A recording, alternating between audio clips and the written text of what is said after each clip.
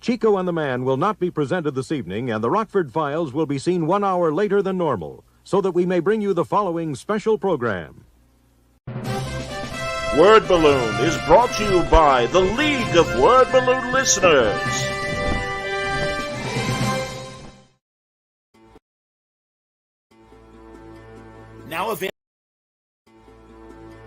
Now available to order at your local comic shop, it's Sal Abbinanti's new graphic novel, The Hostage.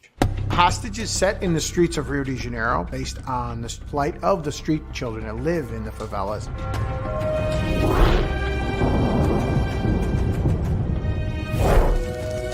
In the world of the graphic novel, being murdered daily, and the hostage is the evil spirit that is raised to avenge their death.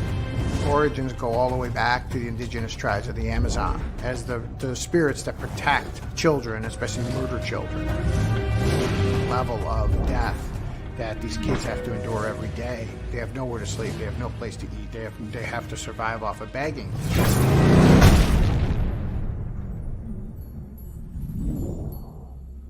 There were nobody in capes that were coming to save these kids.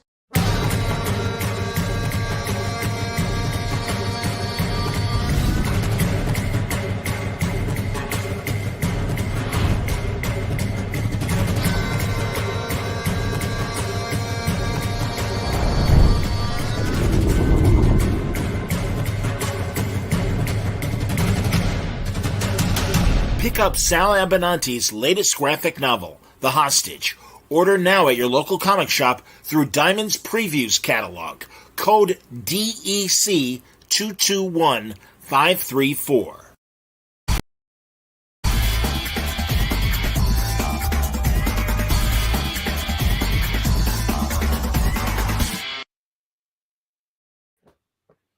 Welcome back, everybody. Time again for Word Balloon, the comic book conversation show. John Suntress here. It's Uncle Sal time. It must be the holidays. Sal Abbinanti, welcome back to Word Balloon. John, good to see you, man.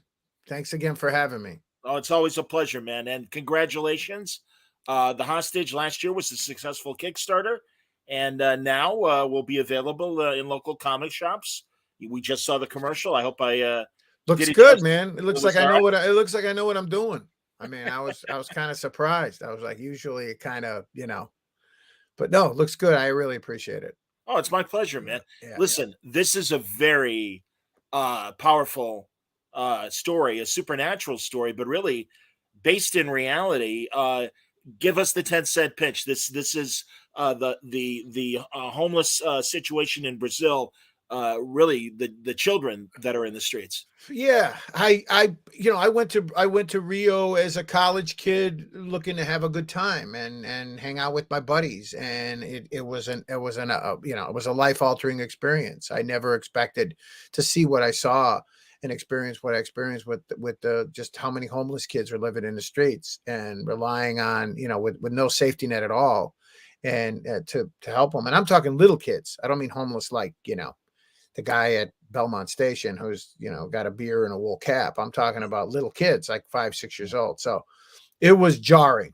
It changed my life. I mean, to see what I saw and experience what I experienced. So I just, as an artist, I just felt that there was something I wanted to do there that I felt it was personal. And as an indie creator, it's you've got an automatic, you've got leverage, emotional leverage, so to speak, when you pick a subject that's near and dear to your heart versus just, another guy with capes or, my version of Wolverine or something stupid like that.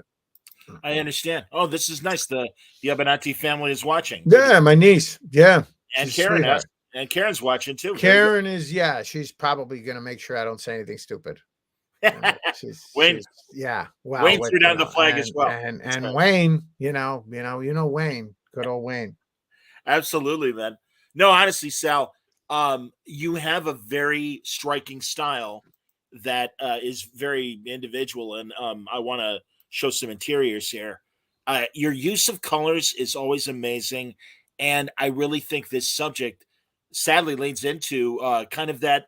You always have kind of a supernatural and horror kind of feel to your art, even when you do superhero sketches and things like that, I believe. Yeah, I mean, I don't know any other way to do it. I mean, I've tried to do it. I mean, when I was trying to break into mainstream comics, I tried to do regular style or the house style, so to speak, and it just always seemed to go back to, the DNA of my stuff was always, as my art teacher said, disturbing. And it just, you finally either, once I realized I wasn't going to they weren't going to let me draw Luke Cage, I just kind of resigned myself to say, look, man, this is the way that I do it. And for better or for worse, don't quit your day job. But I felt that there was something as an indie creator that I wanted to say. And I just said, well, let me put it up myself. I wonder, because honestly, your use of colors, and I agree with Rachel who says you've got vibrant colors, but they kind of evoke those paintings at the beginning of Night Gallery. In terms of the Sure, yeah, I'll go with that. I mean, that was good stuff. I mean, that was stuff that kind of spoke to you. And the hostage is a very personal project. I didn't really want to get on a soapbox and bang the drum like with Sarah McLaughlin for the dogs. the dogs commercial. That wasn't what I was after. And I also realized I couldn't do it as kind of little kids living in the street and turn it into a Disney kind of a thing. I just felt that I just channeled what I felt, what I saw, how I felt about it, and this is what comes out. It's just there's only one way for me to do it.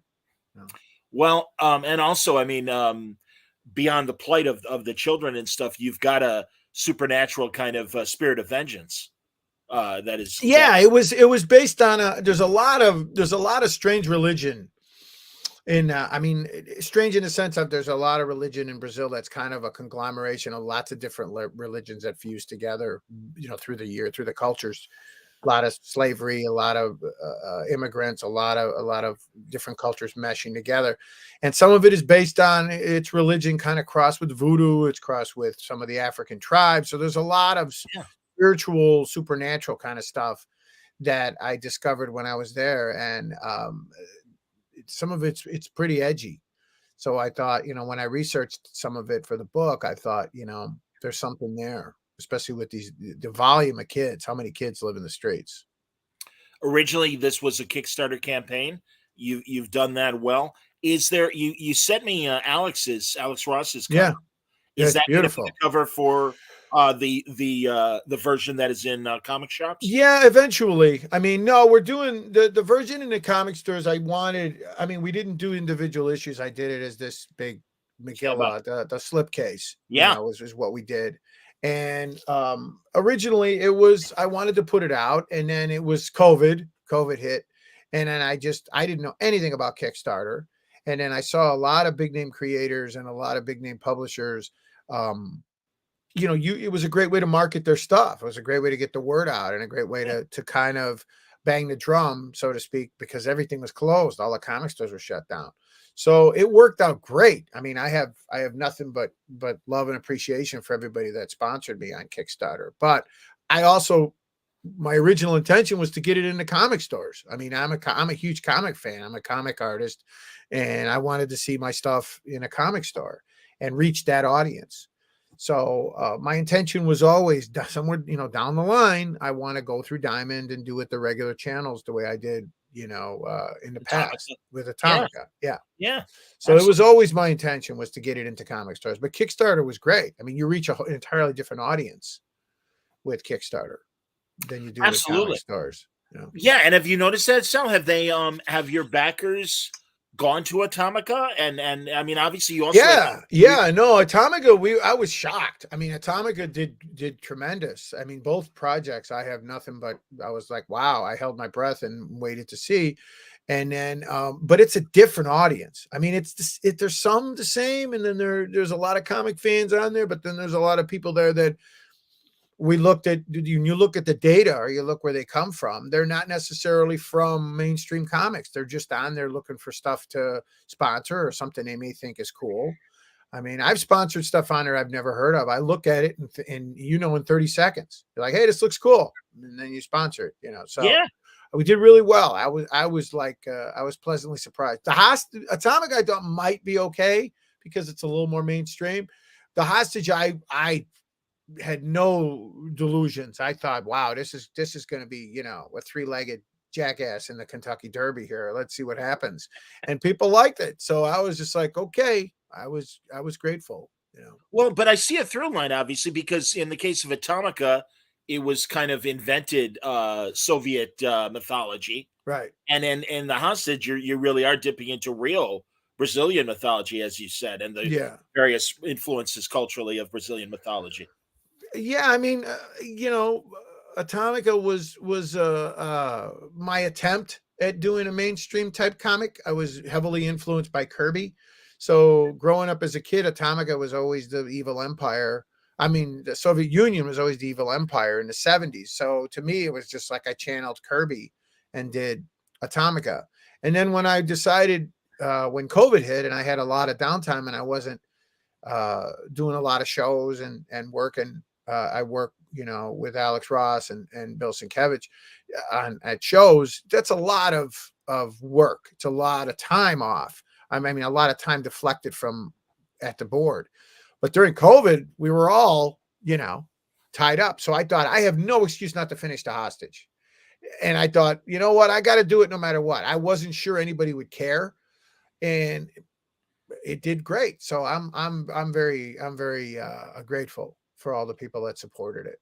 Well, and now we get to really, for people who maybe missed the first turn with Kickstarter and stuff, you can order it now at your local comic shop. And I'll put the banner up again with the diamond code in a couple seconds. Absolutely. Yeah, no, I mean, it just through Diamond. I mean, I don't know how else. It was the only way that I knew the way things were done when you did a comic before was you went through Diamond, which meant the catalog, the order catalog, the previous catalog, or you went to your comic shop. Because unfortunately with indie comics, a lot of comic stores don't buy indie comics. They don't order them. They don't buy them. They're not into them. So there's some of that, a lot of that. So you really got to get out and bang the drum. And I'm just grateful that we were able to kind of get the situation with Diamond straightened out, because it was like everything else. It was all squirrely because of COVID, and I'm excited to have it reach regular comic stores. Agreed. I'm getting the banner ready here for everybody. Once again, everybody, you can get this through your local shop, and what you want to do is you want to order through previews. Or Diamond's previews catalog, or online through your shop, and the Diamond code is DEC221534, and we'll and it's always available at mercurycomics.net. I mean, it's been up there since after the Kickstarter campaign ended, and but Kickstarter's a lot of work, man. It's a lot of work. Well, they're all coming out to say hi. Sal, Jeff's here, and Jeff, and Franco, obviously. And, oh God, Franco, Matthew Whitaker, and the Comic Multiverse. Very nice guys. And Wayne points out, and I agree, the coloring on this book is on a whole new level when compared to other original graphic novels in the market. It's on par with the great European graphic novels. Wow, absolutely, I see the influence of graphic European graphic novels. I agree with that. Well, thank you, Wayne. That's very nice. I mean, that's kind of what I was trying, when you hang your ass out to dry, you kind of decide, hey, if I'm going to go down in flames, I'm going to do it. I'm going to go down in flames. So I decide, all right, look, I'm going to do it my way. I don't have to go through an editor. I don't have to worry about, what people want, what they don't want. You just sometimes have to follow your instinct and hope that people see it. And I mean, I'm just after trying to make it look cool is really what I'm trying to do. I'm trying to say, look, this is how I feel a subject should be approached, and do something that's doesn't look like everything else. I mean, it's not Ripclaw, Not that there's anything wrong with Ripclaw. I love Silvestri. I love Silvestri, so I'm not making fun of Ripclaw. No, it's all good, man. There you go. Plus, he's a big guy. He'll probably kick my ass. Absolutely. I don't want to get in. I don't want to get into it with Tony Robbins. It's not. Comics Multiverse points out, although I think he's got the spelling wrong, he's already teasing your next project that I know you're working on. That's exciting. Well, Diego, that would be the Hispanic guys on the moon, but Dago's on the Moon is something that I am just this far into at this point. Okay. I'm probably 100 pages in. It's a Wow. big project. Yeah, I really want to do something cool with it. It's 4 chapters, and it's probably gonna. I'm shooting for the fall, but I don't know if I'm gonna make it because of the amount of work, and it's just lots of big double page spreads and all this stuff that I want to do. But it's more of a uh, science fiction. There's nothing about it that's meant to be heavy or religious or any of that stuff. So Excellent. yeah. I don't know if they'll let me say Dago's on the Moon, but I figure, hey, that's what I'm after. Well, Paisan's on the Moon, maybe if not. Well, look, it's in the world we live in now. I don't know if that's something that, but look, as an Italian kid, it was always just Dago was just an expression. It was never a derogatory expression. It was just an expression. So I just felt the title was something that was important, just because it's funny, meant to sound funny, but yet when you read the book, it's not. It's funny, but the art is serious. And then when you get to see it, you'll see it's .net, John, not Oh, com. thank We you. couldn't. And also, Thank you. I put couldn't one- get com. Somebody bought that. Some Asian guy bought .com and wanted $50,000 for it. So I had to get mercurycomics.net, not .com, because all right, fair enough. it's a big scam now to get .com. Oh, that's been going on. That's been Yeah. going on for at least 15 years. I hear Yeah, you. the guy, he No. was seriously, he wanted $50,000. I told him, I said, buddy, I said, you get somebody to give you 50 grand for mercurycomics.com, take it, because it ain't going to be me. There you go, man. Yeah. That's I'm like, awesome. I'm like, I don't want it that bad. I understand. I'm like, You know, I mean, we all know Twitter's on fire right now, yeah. and a lot of our friends are jumping to Mastodon was too complicated.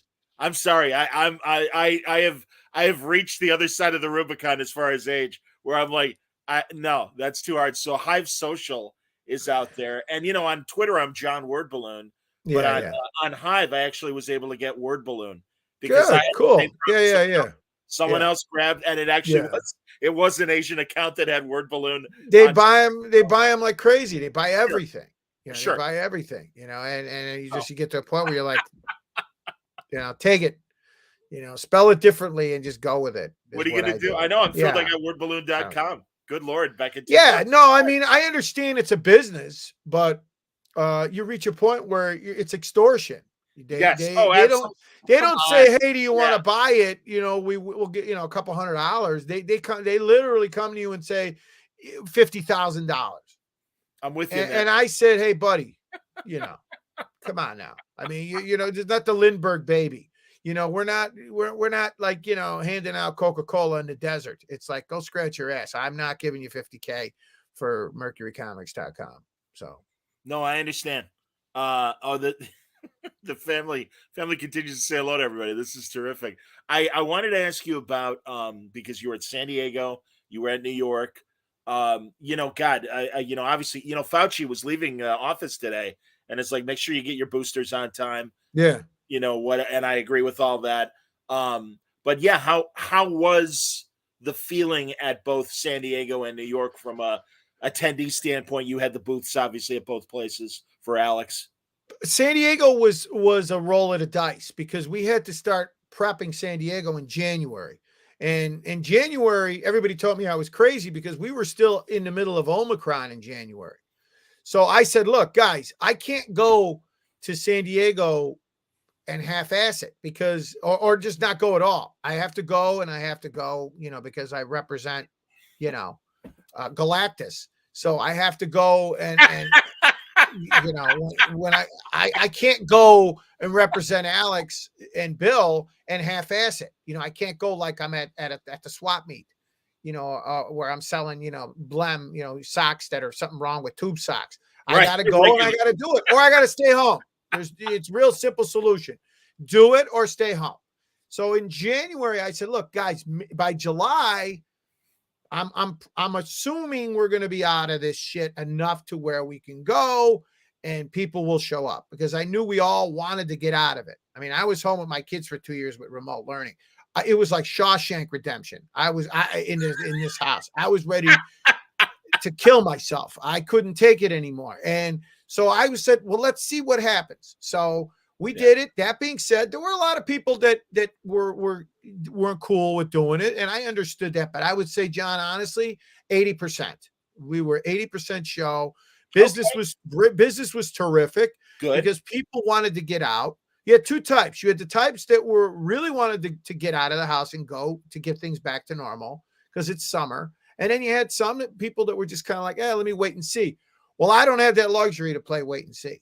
I have to plan cons almost a year in advance. Like we started booking our San Diego housing last week already for July because, it's a layered system of, I've got like, I'm the leper with the most fingers. I got to like have all this bullshit lined up and, otherwise you get there and it's like the fall of Saigon.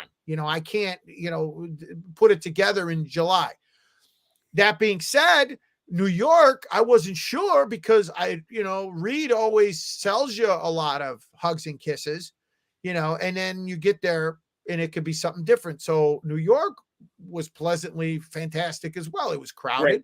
People were there. Most importantly, everybody had a good attitude. People wanted to be there. It was nice to see people. Some people are still pain in the asses. I wasn't, the same pain in the asses were there. And then there's the same people that you like to see there. But I would say by next year, it'll be 100%. Okay. It would be 100%. It was terrific. It really was. I mean, some people, they didn't, show up and they were honest about it. They said, Sal, I'm still uncomfortable, going to trade shows because you got to shake a lot of hands and there's a lot of people that smell like cheese and there's a lot of ass juice and there's a lot of that going on. So I understood that people, were gun shy about it. Doing cons is a kick in the ass. It's not an easy, and I'm not 3x7 anymore. It's not that easy, John. Sal, I understand. No, I know. I mean, the classic line, we're getting too old for this shit. And especially you as an exhibitor, you are working almost 24/7. It's like running a $2 whorehouse in Tijuana is what it is. It's especially when you got to deal with, when you rep Galactus and Annihilus, that's what happens. You're going to, I'm the little Guinea Silver Surfer flying around trying to take care of these two guys. So I'm not complaining because I don't want to go back to cutting limes, and working at the, at the map room and at the China Club. I'm done with that shit. So, and then you got guys like Warren, thank God, to help me keep my sanity.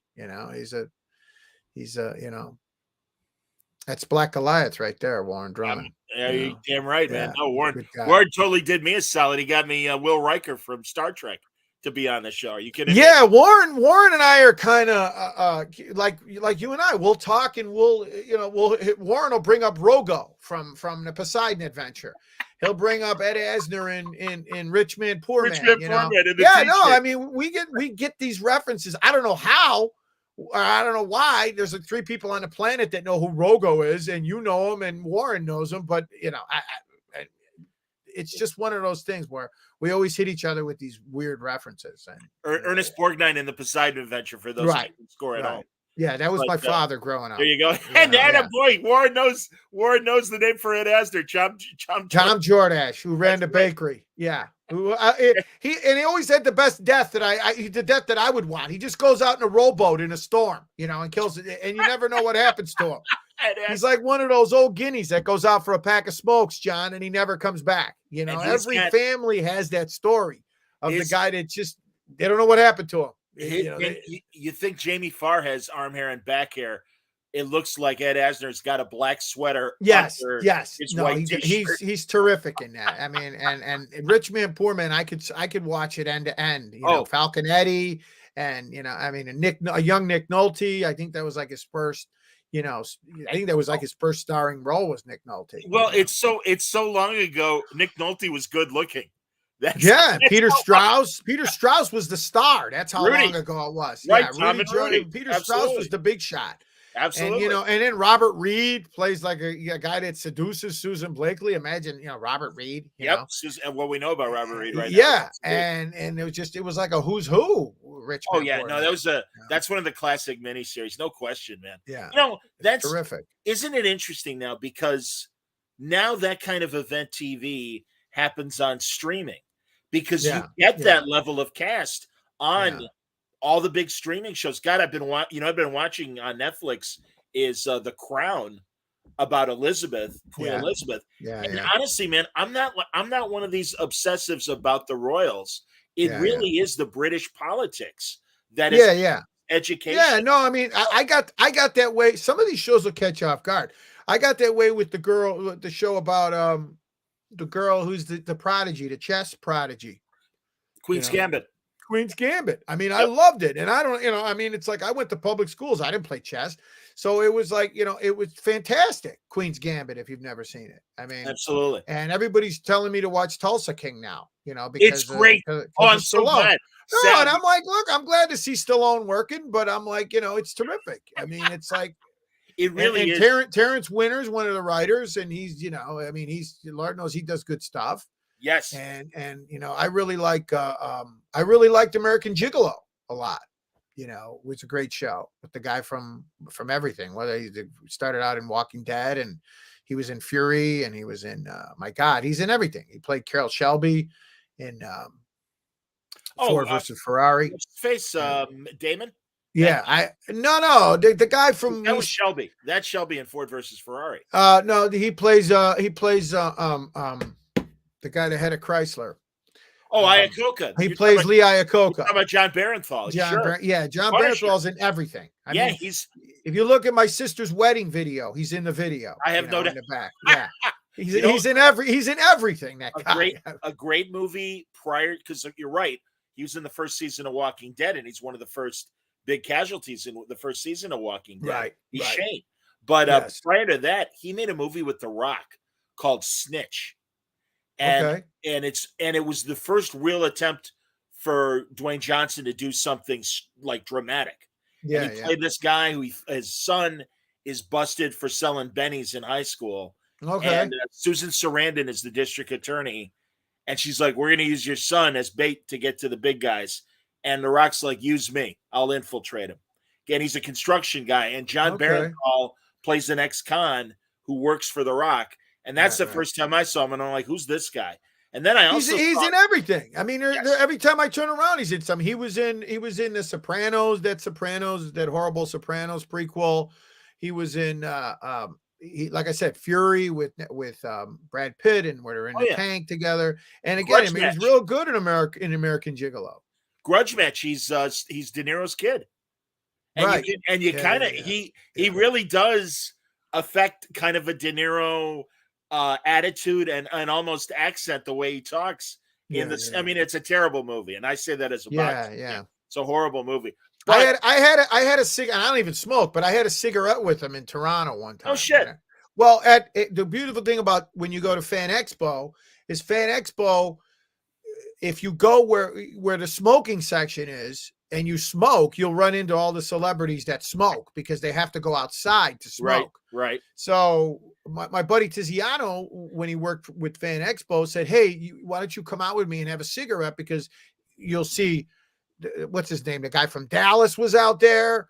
The old guy from I Dream of Jeannie. Larry Hagman's out there with one lung smoking a cigarette. Oh my God. Yeah. Landau from Ed Wood is out there smoking a cigarette. Sure. He's 1,000 years old. Yes. So two of the Walking Dead guys are out there smoking. So there's this little area like 5x5, John, that you got to have a cigarette, and I was smoking a cigar, and I'm like, sure. But I mean, it wasn't like we talked about, where to get a good pizza. We were just like, hey, how are you? And to me, he was just a Walking Dead guy. He wasn't like, the guy who was going to play, all this. So I was like, hey, how are you? How you doing? I could give two shits. I mean, if like Charles Bronson was out there, I'd get excited, or James Coburn or Steve McQueen, guys that were big for us growing up. But, some of these other guys, I can't get excited. Nothing, any good moment with Landau? Lando was a nice guy. He was talking about, I was going to ask him, what it was like to work with Woody Allen and blah, blah, blah. But they were asking him Space Great. 1999 questions. Well, all sure. these guys. It's a nerd show. Why not? Yeah. And he was terrific. I mean, he was talking to everybody, and he was, Larry Hagman, you have to like pay just to even like, you can't even be anywhere near him and not pay, because he's got these handlers where if you try to take his picture from like 20 yards away, they come running towards you and want money. But nice guys, I remember him from I Dream of Jeannie, when my sisters watched it. I hated I Dream of Jeannie because I wanted to watch, cartoons and I couldn't. And they put on I Dream of Jeannie or Petticoat Junction. I loved I Dream of Jeannie just because they were astronauts. Well, I didn't like I Dream of Jeannie because I had to watch it under duress. When my sister came home, she took over the TV. Sure. And then she changed whatever I was watching. So if I was watching the Herculoids, it was gone. That was it. I had to watch I Dream of Jeannie or Bewitched. And I was like, I like both of those, and I'll be right. But you want to watch them by choice. You don't want to be forced to watch I Dream of Jeannie. I respect that. So I would much rather have watched, whatever I was watching at the time, Match Game or whatever the hell it was on at the time. The Mike Douglas show was always, Do you remember Stan? I remember when Stan Lee was on Mike Douglas Yeah. with Joan Rivers and George Carlin. Wow. And at the end of the show, they had a fashion show. I've yet to see clips of this on YouTube. Yeah. But Joan Rivers was dressed as Wonder Woman, but she kept a cape, so you didn't see her in the onesie. She wasn't crazy. Right, but it was fine. Yeah. She had the wig and everything. And George Carlin was Spider-Man. And at one point, he pulls off his mask and he goes, very interesting. And he points to himself and goes, the spider. And then he points to his crotch and goes, and the fly. Oh, and everybody laughed. It was great. I could never understand Mike Douglas. I mean, he was out of Philly, right? Because he would get A-list guys. I mean, and it was this little set that probably cost $30 for the Mike Douglas set. It was four chairs, and he still would try to sing. And you were like, Mike, give it up. Yeah, but everybody loved Mike Douglas. It was just there's something so great about how corny it was, but it was great. Yeah, it was harmless afternoon TV. But to his credit, he would have heavyweight newsmakers on, and John Lennon, and he would have George Harrison. I mean, he had big guys, Muhammad Ali. You name them, they were on Mike Douglas. Yeah, but even like civil rights activists and everything. I mean, he was really right there, and I mean, was just this genteel kind of guy, and at least would give the impression of, all right, well, explain this civil rights thing to me. That kind of basically that kind of attitude. But I loved it, and also the reason why Philly was important, really before the country went coast to coast broadcasting wise. It was New York and Philadelphia on the East Coast. They were the big TV. Oh yeah, you had to hit it if you were going to do it. You were making the rounds. You had to do Mike Douglas, and hope you get Johnny Carson, but Carson was like the top of the mountain, and then you had to do the other ones. Yeah, and it was late night. Yeah. So it is interesting, and Roger Ailes from Fox was the Mike Douglas producer. Okay. So I mean that's where he kind of made his bones well before Fox and everything. Sure. So and Westinghouse, being Westinghouse, they were based in Philadelphia, and they were a big broadcast powerhouse and stuff. We had some bad TV back then, John. We had not that Mike Douglas was bad, but we had some shit TV back then. I mean, there's a clip of Mike Douglas where he'd have a guest star host for the week, right? And Jamie Farr was his guest star host, and they had the guy from New York, that's Phil Suling. They had Phil Suling as a guest on the show. You could find the clip on YouTube, and it was Phil Suling, Jamie Farr, and I want to say, if not, I think it was Buddy Lester. It was definitely a Catskills comic, but Phil Suling brought a lot of his original Golden Age comics. Oh, okay. Yeah. I remember seeing that online. Yeah, and some of it. I mean, my God, if he has any of that now, I mean, I don't think Suling's with us anymore. But, okay, because I remember seeing that, and he had some serious comics, man. I mean, it was not like sort of kinda.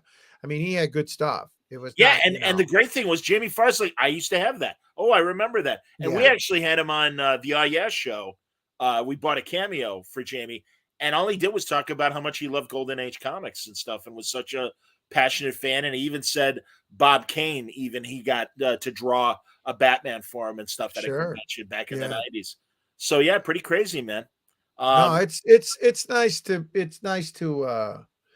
be back though, John. I mean, you Oh, were as far as talking about cons, you yeah. were talking about cons though. No, just in general, everything. I mean, it's nice to feel, you kind of, COVID forced us all to reshuffle the deck a little bit and kind of reassess what the hell we're going to do with our lives. And it's just great to be back. I'm But glad isn't my it- kids are without the masks and back at school and doing their thing and ignoring me like they should. And, and hanging with their friends and doing all their own things. It's important for that interaction because it was getting bad, John. It was getting rough with these kids at home. It was not a Yeah. joke. I mean, it was like, it was like Patty Hearst for a while. It was, No, I hear getting you, man. rough. Yeah, and also, isn't it interesting though that unfortunately, because of COVID, it forced a lot of creators to find other ways to put their books out, especially when Diamond was shut down for those 2 months. Yeah. Well, if you want, I mean, look, be careful when you say, oh, I want to put out a book or I want to be an indie creator, because saying it is easy, but then you actually got to sit your ass down and do it. And 99% of it is sitting your ass down and getting your work done. And it's not always easy because, as an indie creator, you don't know if people give a shit. You don't know if people are going to see it. You don't know if they're not. And you got to kind of just, you have to do it because you want to do it. Being a comic artist is like being bit by a vampire. You don't really have much of a choice. You really have to do it more than just, I'm going to walk down the street and they're going to throw underwear at me. It don't work like that. You're not Tom Jones. I'm Absolutely. not Tom Jones. I'm not What's New Pussycat, live at the Sands. It just ain't happening. I mean, you got to do it because, at the end of the day, you go, what the hell else am I going to do? Yeah, give up show business, Yeah, exactly. But that's the thing, man. You gotta any creative endeavor. That's the test. That is the difference between the wannabes and the people that actually do it.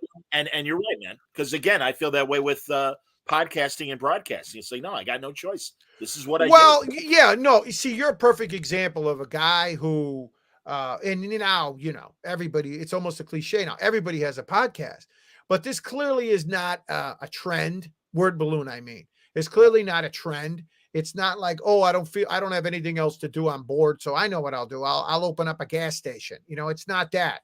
You're not the guy with the weed, with the weed shop, or sell frozen yogurt on Clark Street next to the alley until nobody cares anymore. And then I'll turn it into I'll sell lava lamps, and cock rings or something. I don't know.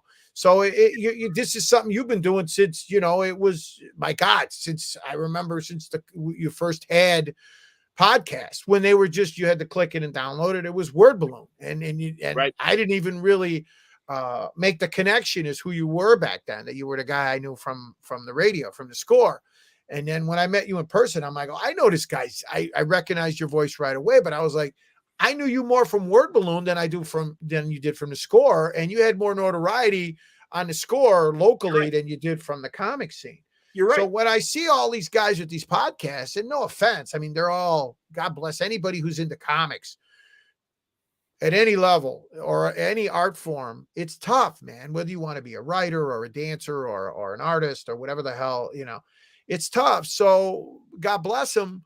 But there's somewhere, I've done podcasts where like they got 2 listeners, there's more people on this show right now than we're listening, but if they're into comics, you do them, you got to get the word out. Well, you do it because you enjoy doing it. If you get successful, that's just a bonus. This is Thanksgiving week. I am very grateful and thankful for the listenership and viewership that Word Balloon affords me. And everybody's just been amazing, and it blows my mind. My initial thought with Word Balloon was I'll do interviews that are interesting, and maybe I'll get a new radio job out of it. And I had no idea it was going to become its own thing. So thank you, everybody, for watching. And then, look, nobody does something as consistently as you do if they don't give a shit about it. If it's not something near and dear to their, to them and important to them. If it's important and you're any good at it, you'll find an audience. But with when you want to be an indie creator, it gets harder because then you finally get to a point where you got to put your money where your mouth is. You have to produce your own stuff. You're going to have good months and bad months. You're going to have ebbs and flows. You're going to have times where you question, man, what the hell am I doing? Maybe I should go back and sell storm windows, Montgomery Wards or something. I don't know, and with comics, especially, you don't know, because comics has become like a niche. I mean, in this country now, I see my kids, it's all about iPads, and it's all about, the phone, and everything is social media and everything is online. So, but what the hell else am I going to do, John? I mean, yeah, but you've adapted since when you started where the comic market was and now where it is, and you continue to adapt, and you recognize that the market has changed. And also, I think, as someone who has done it as long as you've done it, you see the differences in good ways that social media has helped your ability to promote. And I mean, you're a whiz at what you do to market yourself, and Galactus and Annihilus, as far it don't hurt. Media, it don't hurt having those two guys, but Alex and I started, Alex Ross Art, on my kitchen table. Sure. We started very modestly, and we didn't even have a website, or didn't have, and Alex was selling sketches for, $50. So it was one of those things where, I liked comics, and to be able to be in the business and stay close to the business. It's hard at times. I'd rather just focus 100% on my own stuff, but I like to eat 3 times a day too. I got sick of Top Ramen and trail mix, John. I mean, I could only, I can't go back to the bar and cut limes. So when the situation with Alex turned into what it was, and then, I was fortunate enough to when I met Bill Sienkiewicz and we became friends, and then, he asked me, do I want to fight Apollo Creed? I wasn't going to say no. I mean, at first I said, yeah, I'm going to get my ass kicked, but then I'm like, I'm crazy. I mean, the Italian Stallion versus Apollo Creed, it sounds like a monster movie. It's like Sal and Bill Abbinanti and Bill Sienkiewicz, but Bill is just, I was such an enormous fan of Bill's. I mean, honest to God. I mean, I was excited just to meet him. And then when I met him, we start talking, and then one thing led to another. And now we're, walking down the aisle together, as they say in Hollywood, and he's still, there's a lot of guys, and then there's Bill Sienkiewicz. I mean, in my mind, I mean, Alex is a whole, like I said, Alex is a different, there's like the Beatles, and then there's the Rolling Stones, as far as I'm concerned with Bill and Alex. Like I said, there's Galactus, and then there's Annihilus. And you don't want to fuck with either one of them, but and they've both been so nice. Whenever I was doing a project, when I did The Hostage, and Alex was just like, when do you need it?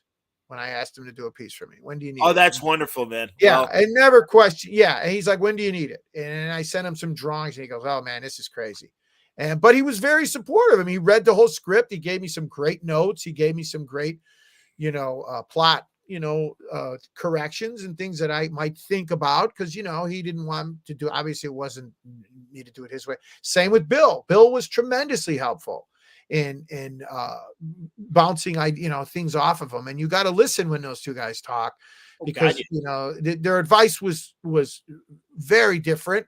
But Bill was very straightforward. We're friends, and he'll say something's nice, but he'll also say, Sal, this is nice, but I don't know what the hell you're doing here, blah, blah, blah. You might want to think about. So you have to, when you got friends in the business, take advantage of them to help you, to just give you their honest, candid advice, because it's okay to get your ass handed to you once in a while, as long as it's constructive, as long as it's something that's going to make it better. Not just, oh, this sucks, because that's not helpful. Of course not.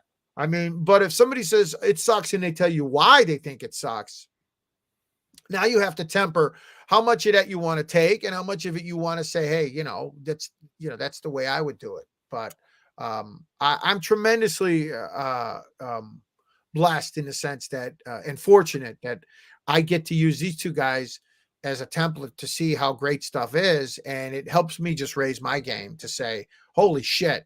Every time I get a package from Bill, or Bill sends me some new images, or Alex sends me, hey, this is the new, it's a kick in the ass. It's a kick in the balls. Every time you think your work is man, I'm nailing it. And then Bill will send me a cover that he just did for Dune. And you're just like, man, I gotta, here we go again. That's good. But that keeps Yeah, no. But when you know what a keeps your major edge. league fastball looks like, you're not intimidated anymore. Because I know what a major league fastball looks like. I mean, when it whizzes by your head, it doesn't mean it makes it any easier. But when I know what Willie Mays looks like, and I know how it feels to say, like, you want to judge yourself on, the high stuff. You don't want Quality to look stuff. at the shit and go, Well, yeah. okay, I want to be Chap Yap. I say, I only look at, my heroes. And that would Absolutely. be, the Kirby and those guys have always been, the benchmark. But working with Bill and Alex, it's a separate thing. We're a business. And then there's the side where I could go to them and say, hey, what do you think, man? And this is what I'm after. I'm just going to send you some pages and I want your overall impression.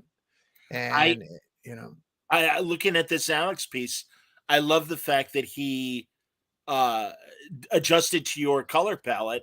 And I mean, that's the thing. Like, and I don't mean this in any negative way. Underneath the color, of course, it's Alex Ross. But what I love is that these choices in color make it, fit your book. It really. Well, yeah, no, I mean, he took a lot of my notes off of the pages that I sent him. And, the favela, well, he wanted to include the favelas. I didn't, he sent me a pencil. What was I going to say? No, Alex, I didn't want to art direct him, because what am I going to art direct with Alex? I mean, he knows what he's doing. And I wanted his take on it, What are the favelas, buddy? The favelas in the background, the blue, you see, those are the slums. Those are the slums go up the sides of the hills, of Rio. And I sent you that.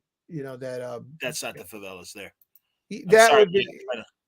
I'm trying to. No, you'll see in Alex's piece, the blue part is basically he's drawing the slums. Yeah, that's the slums I'm with right you. there. Well, and it's certainly in the promo that you've got a great shot of the favelas in your commercial as well. Your video for Hostage. And then the one that Bill did was more of it was of the favelas. It's the red piece. It's all red and it's got the white hand on it. I don't know if I have it here handy, but I was going to say I was looking forward to it too, buddy.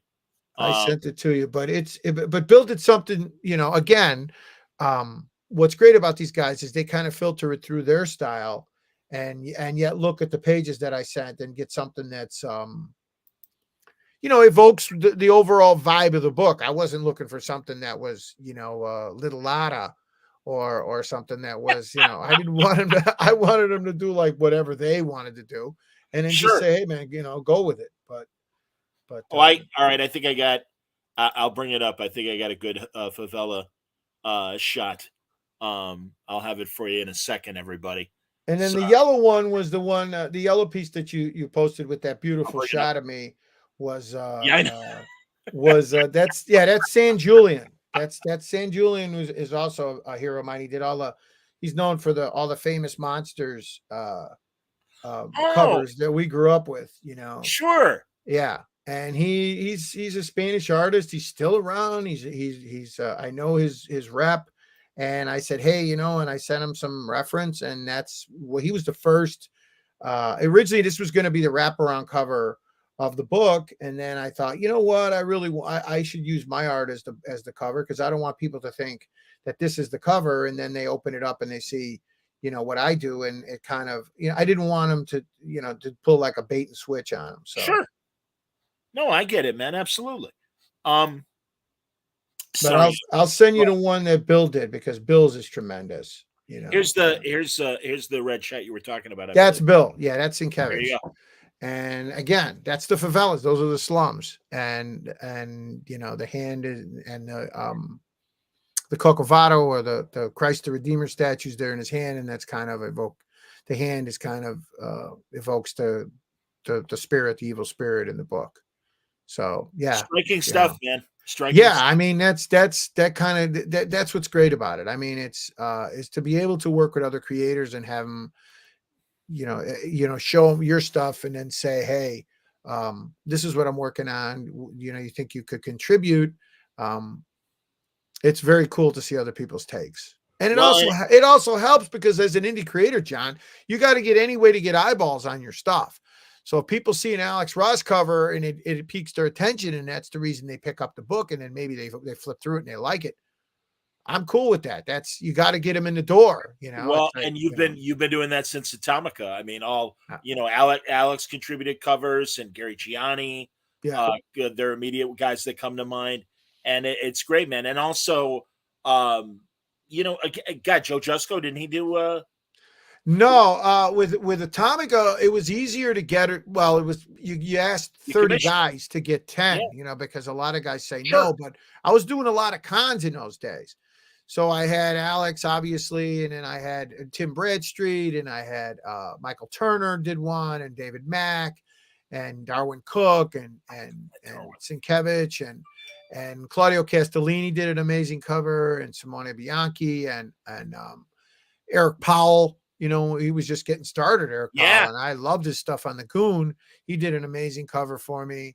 And then Glenn Fabry was always, I was always in a tremendous Glenn fan. He did three covers for me for Atomica, and Simon Bisley, you know, but these were guys that, you know, I'd see him at shows, but there were guys that I asked that told me F off, you know, and you just kind of go, sure, whatever, you know, it's not always going to work out. You know, you're going to have to, you know, ask out, you know, 30 girls and maybe get one date. You know, Absolutely, man. You know. But you also got to be honest and say, hey, look, this is what it's for. And if you can't do it, don't take it personally. Just say, you know, okay, you know, I get it. Like Jeff Darrow did a great piece for me for The Hostage.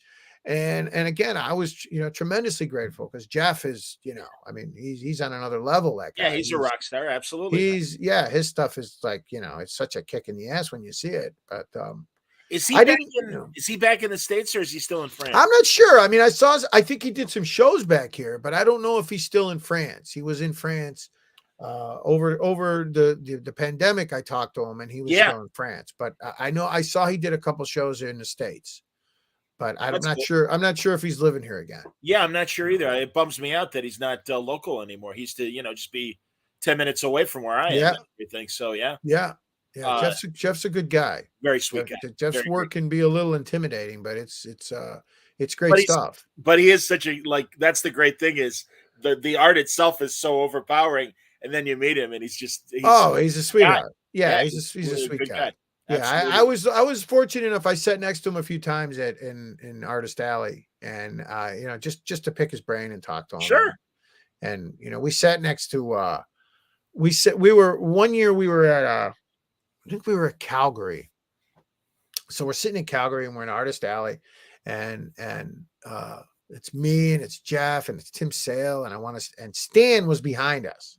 Yeah. Stan was doing his signature thing back when he had Max working for him, and Stan's signature process was like was literally like the Ford motor plant. It was like the assembly line at a stockyards, John. I mean, there was the line, then there was where you pay, and then you go up to Stan, and you don't even get to meet Stan. They just put the book in front of Stan, and then he signed it, and then they pull it away. And at this point, in my opinion, Stan, they kept him too long, John. He really should not have been. No. They overtaxed him, and they had him there signing all day. And the guy was just, you could see he was exhausted, and they didn't want to do it. But, you know, nevertheless. So his people go to us. They come to me and Jeff and go, hey, Stan is behind you.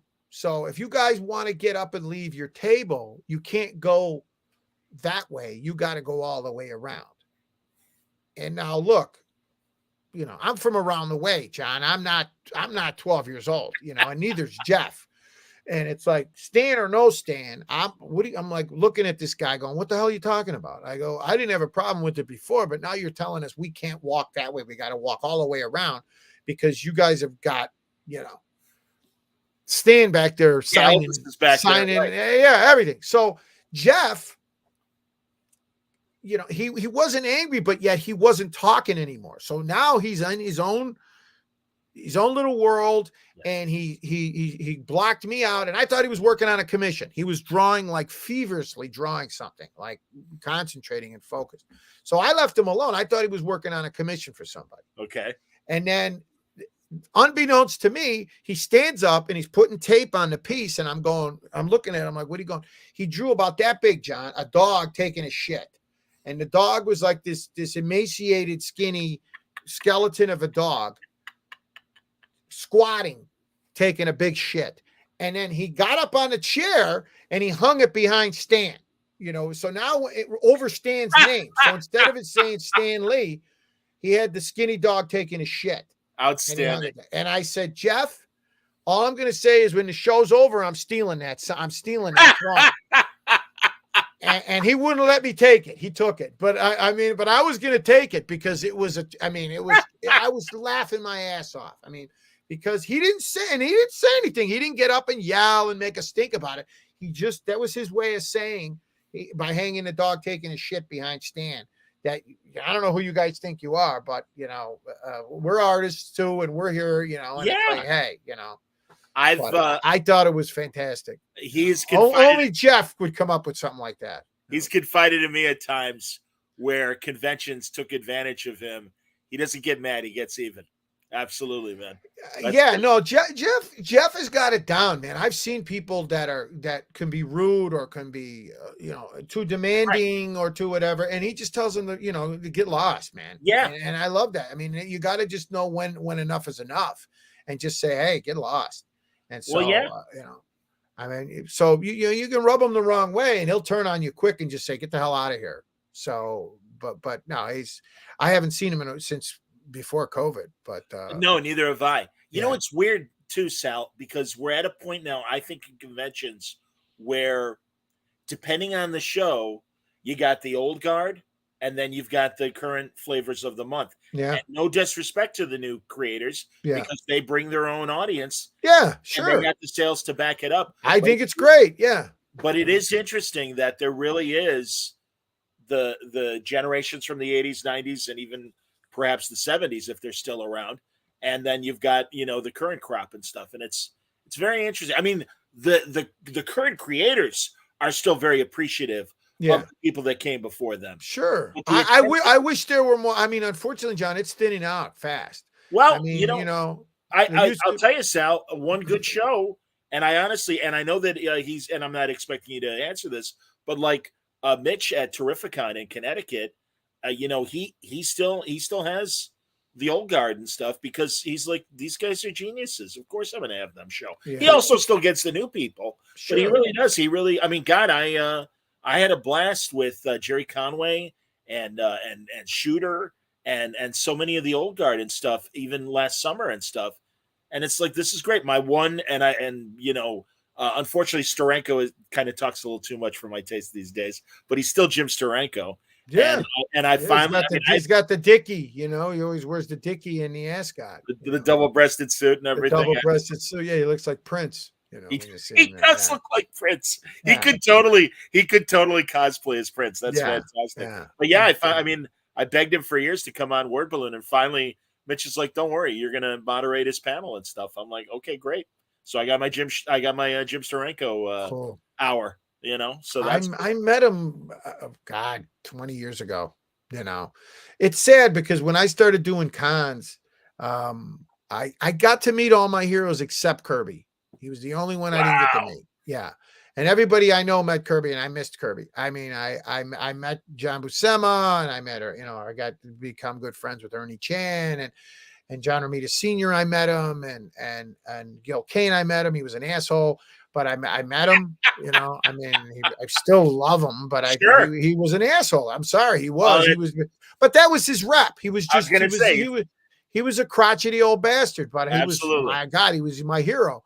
And I got to meet him. And sometimes it's okay just to, to take the art without the artist. You don't have to hang out with these guys to, Neil Adams. Everybody has their good and bad Neil Adams stories, but he's still, Neil Adams. Everybody loves, he was, come on, comics are what they are in a big part because he's on the Mount Rushmore of comics, Neil Adams. Absolutely. But he could be an asshole. I've heard him be an asshole to kids, but I don't have, like I said, I'm not going to make out with the guy, but unfortunately, like Marie Severin, she's gone, and George Tuska and Gene Colan. Yes. And John Buscema, these are guys that are gone. I used to see him at cons.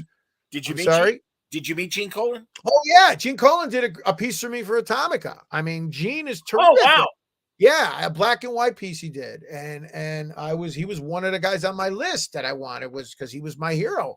I mean, I had like 5 guys growing up that were my heroes: was Kirby and Buscema and Gene Colan and John Romita, and Gil Kane, and they were, when I started doing shows, those are the first guys I wanted to meet, and they were sitting in Artist Alley shooting shit. Right. Back in the day. I saw Mobius one year sitting in Artist Alley shooting John shit. Giroux. Yeah. I mean, just sitting there. Hey, how are you? That kind of thing. And you're like, my God.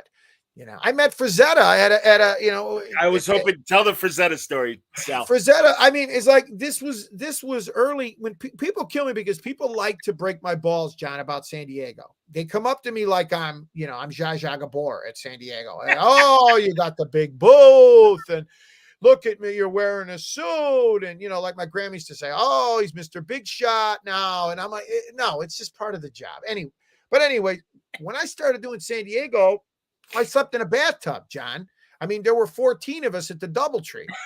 I'm not kidding. I had $40 to last me the whole week when I first started doing San Diego. I did not have 2 nickels to rub together, and I was walking around with my portfolio. So this was remember when Danzig had the Verotica, and there was a lot of those types of comics. There was a lot of edgier porno horror kind of comics coming out. And it was a trend that was real popular in the 90s.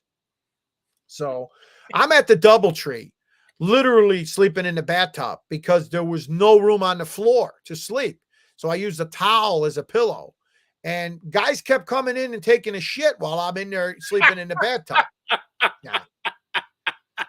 Glamorous. Where am I going to stay? I mean, it's either that or at the Greyhound bus station. Right, or sleeping on the lawn like we see kids do now. Yeah, or in the hallway. I see kids sleeping in the hallway, and you just, that was it. I wanted to go to the con, and I was walking around with my samples of whatever the hell I was trying to sell at the time. Sure.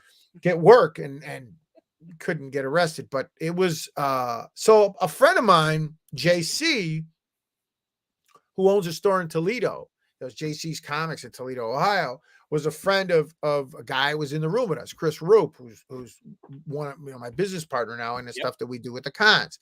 So he's got Roop's Comics at Fremont. So JC goes, hey man, do you want to go to a party? And I'm like, I got no money. So I thought maybe they got a buffet, John, was my first thought. Maybe they got, something there. Maybe they got some, I'm like, in Midnight Cowboy, where it's like load up on the salami. That was me, when they go to the party, with Dustin Hoffman. So we go to this party. It's at the U.S. Grant, which in the day, that was the big heavy hitter hotel at San Diego. There's like a million hotels at San Diego. Back in the day, you had the U.S. Grant, and then you had the Marriott, and then you had the Hyatt, which was, but it was only one tower in those days. San Diego was a much smaller town. There was no Petco. The gas lamp was much more, commercial. It wasn't a lot of restaurants and shit like it is now. So he goes, hey man, I buy a lot of the Verotica books, the Frazetta themed Verotica books that Danzig puts out. So I'm like one of his biggest buyers in the Midwest. He invited me to come to his party.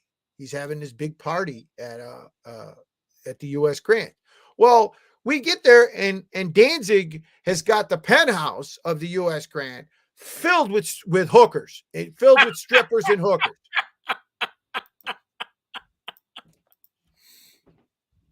Go on. We walk in, John, and it's like this. It's like Caligula when I walked in. It's like the bathhouse scene from Spartacus when I walk in.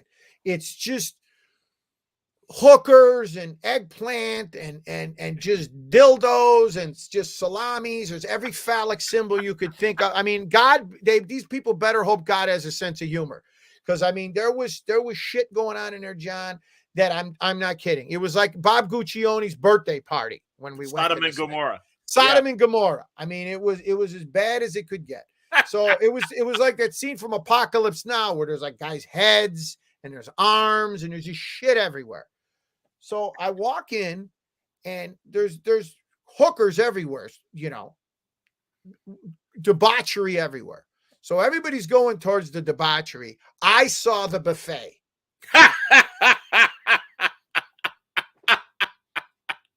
I think I ate pancakes 2 days before, John. I think I hadn't eaten in 3 days. I might have had a couple of pockets full of trail mix to get me by. And so I beeline for the buffet because I thought, this is all nice, but I'm starving. I got to survive. And I don't know what's going on here because this was bad, John. There's a couple of midgets, a German Shepherd running around. It was not a pretty scene. It was, So I go to the buffet and they got grapes and cheese and salami and prosciutto, and I'm like, hey, I'm loading up. I'm standing there. I grab a plate. I'm loading up. I look to my left. It's Frazetta. I'm like built like a brick shit house, this was pre-stroke Frazetta. He'd had one, but he was still, the perfect hair. Yeah, he had his arms were like, he looked like Charles Bronson. I mean, he was built like a brick shit house. He had the he was, he looked like Sam Neill in Urban Cowboy, where he's got the mesh shirt and built like a brick shit house. So I'm standing there and I look over and it registers to me that I'm standing there with a bunch of these whores going at it in front of a prosciutto platter and Presetta's at my lap. It was like a Fellini movie all of a sudden. Now, all I needed were babies dressed as angels dancing around, and it would have been over for me. So he looks at me and he goes, you're not into the entertainment? And I said, well, not really. I mean, I'm really hungry more than anything. And he goes, oh, okay, try the prosciutto. It's pretty good. And then like Batman, I look at the prosciutto and I look back and he's gone. I mean, it was like he was never there, John. I mean, and I was walking around the party looking for him and he was gone. So literally, I don't know if he just was like the professional and he fell from the ceiling or just was an apparition in my mind because of, bad bong water in high school or what. But I saw him, John, and he was there and I conversed with him a little bit about the whores and then he went on his way. And I think he was making a lot of money with Danzig. So that's probably why he just showed up to make an appearance. And then he obviously, Frazetta was not shy about, nudity. So it wasn't like it was a big deal. Oh, of course. But that was it. And then, it was, I had my, that was early on, one of the first San Diego's I ever did. But to meet him at that party at that time, was pretty cool, See, because, my story, and it's a much smaller scale like that, was one of my first San Diego's, and Tom Jane. This is when he was working with it was his comic Bad Planet. Yeah, with Bradstreet. Yeah, with Tim Bradstreet. And sure. And with Bernie, with sure. and everybody. That's right. Him and Bernie, yeah. And Tim and Bradstreet's an old college friend of mine. We were both at Bloomington Normal. I haven't been able to get a hold of Tim in a long time. Is he still around, man? John, or no? No, okay. No. I assume he's still in San Diego. I saw him at San Diego this year, and he said, "Hey, I got the same contact," and and it didn't go through. So I don't know if he's off the grid or what happened. But yeah, I don't know. He's certainly not on social media, and I haven't been back to San Diego, or that would be my way of getting in touch with him too. Yeah. But he invited me to this party that Tom was having, Tom Jane, and at this party for Bad Planet. Joe Jusko was there, but the big fish was Frank Darabont, the wonderful. Yeah. Sure. And yeah. I'm like, this is. I mean, Jusko and Tom Jane were enough for me, and sure. It took making all the introductions, and then there's Frank Darabont, and I'm like, sure. Oh my god, this is. Speaking of Shawshank Redemption and all the other great Stephen King movies over the years, so yeah, that was my big holy shit moment. You just with those guys. That doesn't compare to Frazetta, though. That's fantastic. No, Frank Darabont, I sold him. He's a big comic guy. I sold him a piece of art one time at the con. So this is years ago. And so we don't take checks usually from people we don't know. And so Chris comes over to me. He goes, hey, we got this guy here wants to write a check. And, I don't know. You want to check him out. So I go over and I look at the check and it says Frank Darabont. So I look at him and I go, get busy living or get busy dying. And then he wrote that on the check. He wrote that in the memo on the check. but he could Morgan not. Freeman's line from And this was before Walking Dead and all that. Oh, mess yeah, that happened. yeah. This was, and I just told him, I said, hey man, I got to tell you, Shawshank is one of those remote droppers, I call it, where if you're out the remote in your hand and you go by Shawshank, you got to put the remote down and you got to watch wherever it's at. I'm with that you. kind of thing, And I told him, I said, I'm sure you hear it all the time, but Shawshank is just up it's there a for perfect me. movie, man. Yeah, It's one of the perfect movies. yeah. I absolutely agree. Yeah. Hey, have you gone to the movie theater in the recently post COVID? I went and I saw God, what did we go see? I can't remember. I have been one time, but no, not like maybe in over a year. I get it. I mean, I just there's really hasn't been anything that have made me want to go. I'm trying to remember what the hell we went to see. It might have been one of the Marvel movies, but I can't remember. My daughter, I think, wanted to go see something, and I told her sure I would take her. I go just for the popcorn because when I go with my kids, I fall asleep anyway because it's a talking pig or taking a dog shopping. I have the same problem. John, I'm the old guy now. I sleep through these movies. I literally put my head back and I can take a nap through through a Pixar movie. No problem. We're in the dark. It's a comfortable chair. I'm out. That rumble of the speakers. Yeah, I get a box of goobers and I go to sleep, and nobody bothers me. I mean, I have no shame in it. I used to be embarrassed by it. And now it's like, unless I'm snoring, I'm just like, I'm out. I can catch up. There's nothing better than a nap, man. When you get to a point, you get to a certain age.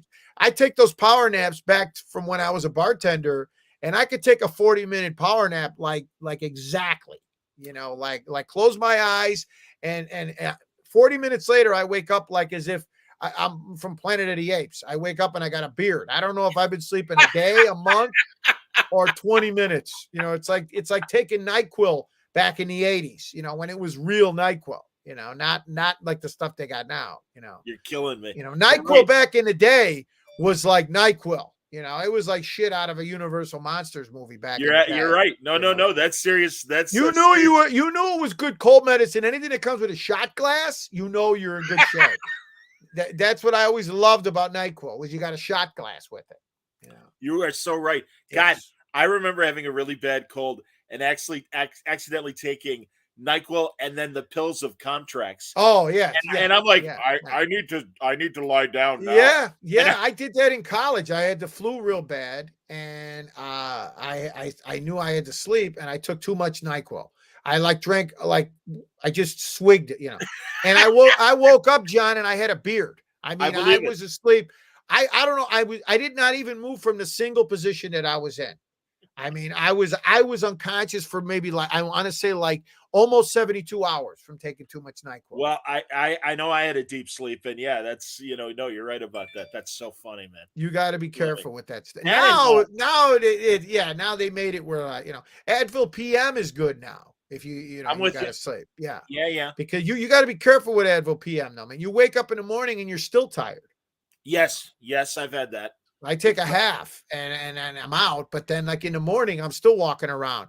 What the hell happened, Sal? When did we become old men, man? Well, yeah. Now it's now you bump your knee on the coffee table, and it takes me 6 months to and it still hurts, and then you make that noise when you get in and out of the car. Now you make that grunting sound, and then what else? And now you emit these smells now that you never emitted in the past.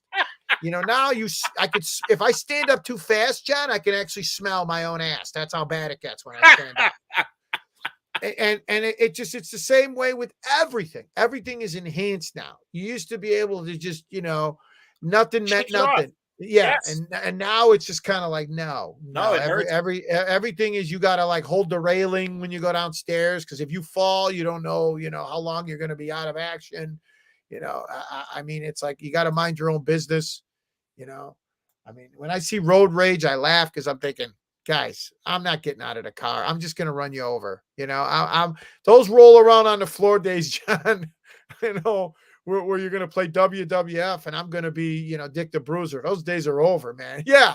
I'm too old for that shit. You get out of your car and come towards me. No, I'm just running you over. I use my car and go, I didn't see you. You're the road warrior. That's good. That's it. I'm too old to fight. I love when I hear guys threaten other guys. I'm like, where am I going to go? I haven't gotten a fight since 1972. I mean, I can talk a good game, you swear and yell, but I'm not going to hit anybody. No, I hear you. When you got kids in the car, you're like, yeah, you gotta drive like you're 80 years old. I drive like I'm Hazel when I'm in the car with my kids. I can't say anything. Yeah. When you're alone, you can swear. Look at this asshole. Where's this guy going? Look at this idiot. Everybody. Now, all right. As both of us were '80s guys back, when it was the '80s and we were young men, I just watched the director's cut of Rocky IV that Stallone went back and did, and I got to tell you, I'm glad I watched it, but it kind of bums me out because he took all the humor out of it. Yeah. And I mean, and I understand. And what's interesting? I watched. It's on Amazon. Everybody, there's the making of Rocky versus Drago. That's the subtitle. Yeah. And he explains what he was doing and why. And he said when they made Rocky IV, he was very mindful of music videos. So there were a lot of quick cuts, and he was really leaning towards that MTV style of movie.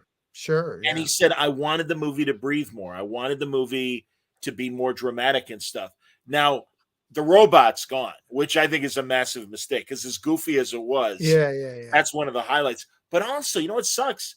They really took a lot of Paulie. Help me. His name, the actor. God damn it. Yeah, I'm all right. Senior moment. Yeah. Bruce? No. Paul. God damn it. Anyway, someone's gonna say it on the chat. Yeah. Thank you, Burt Young. Thank you, Burt Young. Although I like Warren is given great. He's great. He's great in The Gambler too. He plays the guy, the loan shark.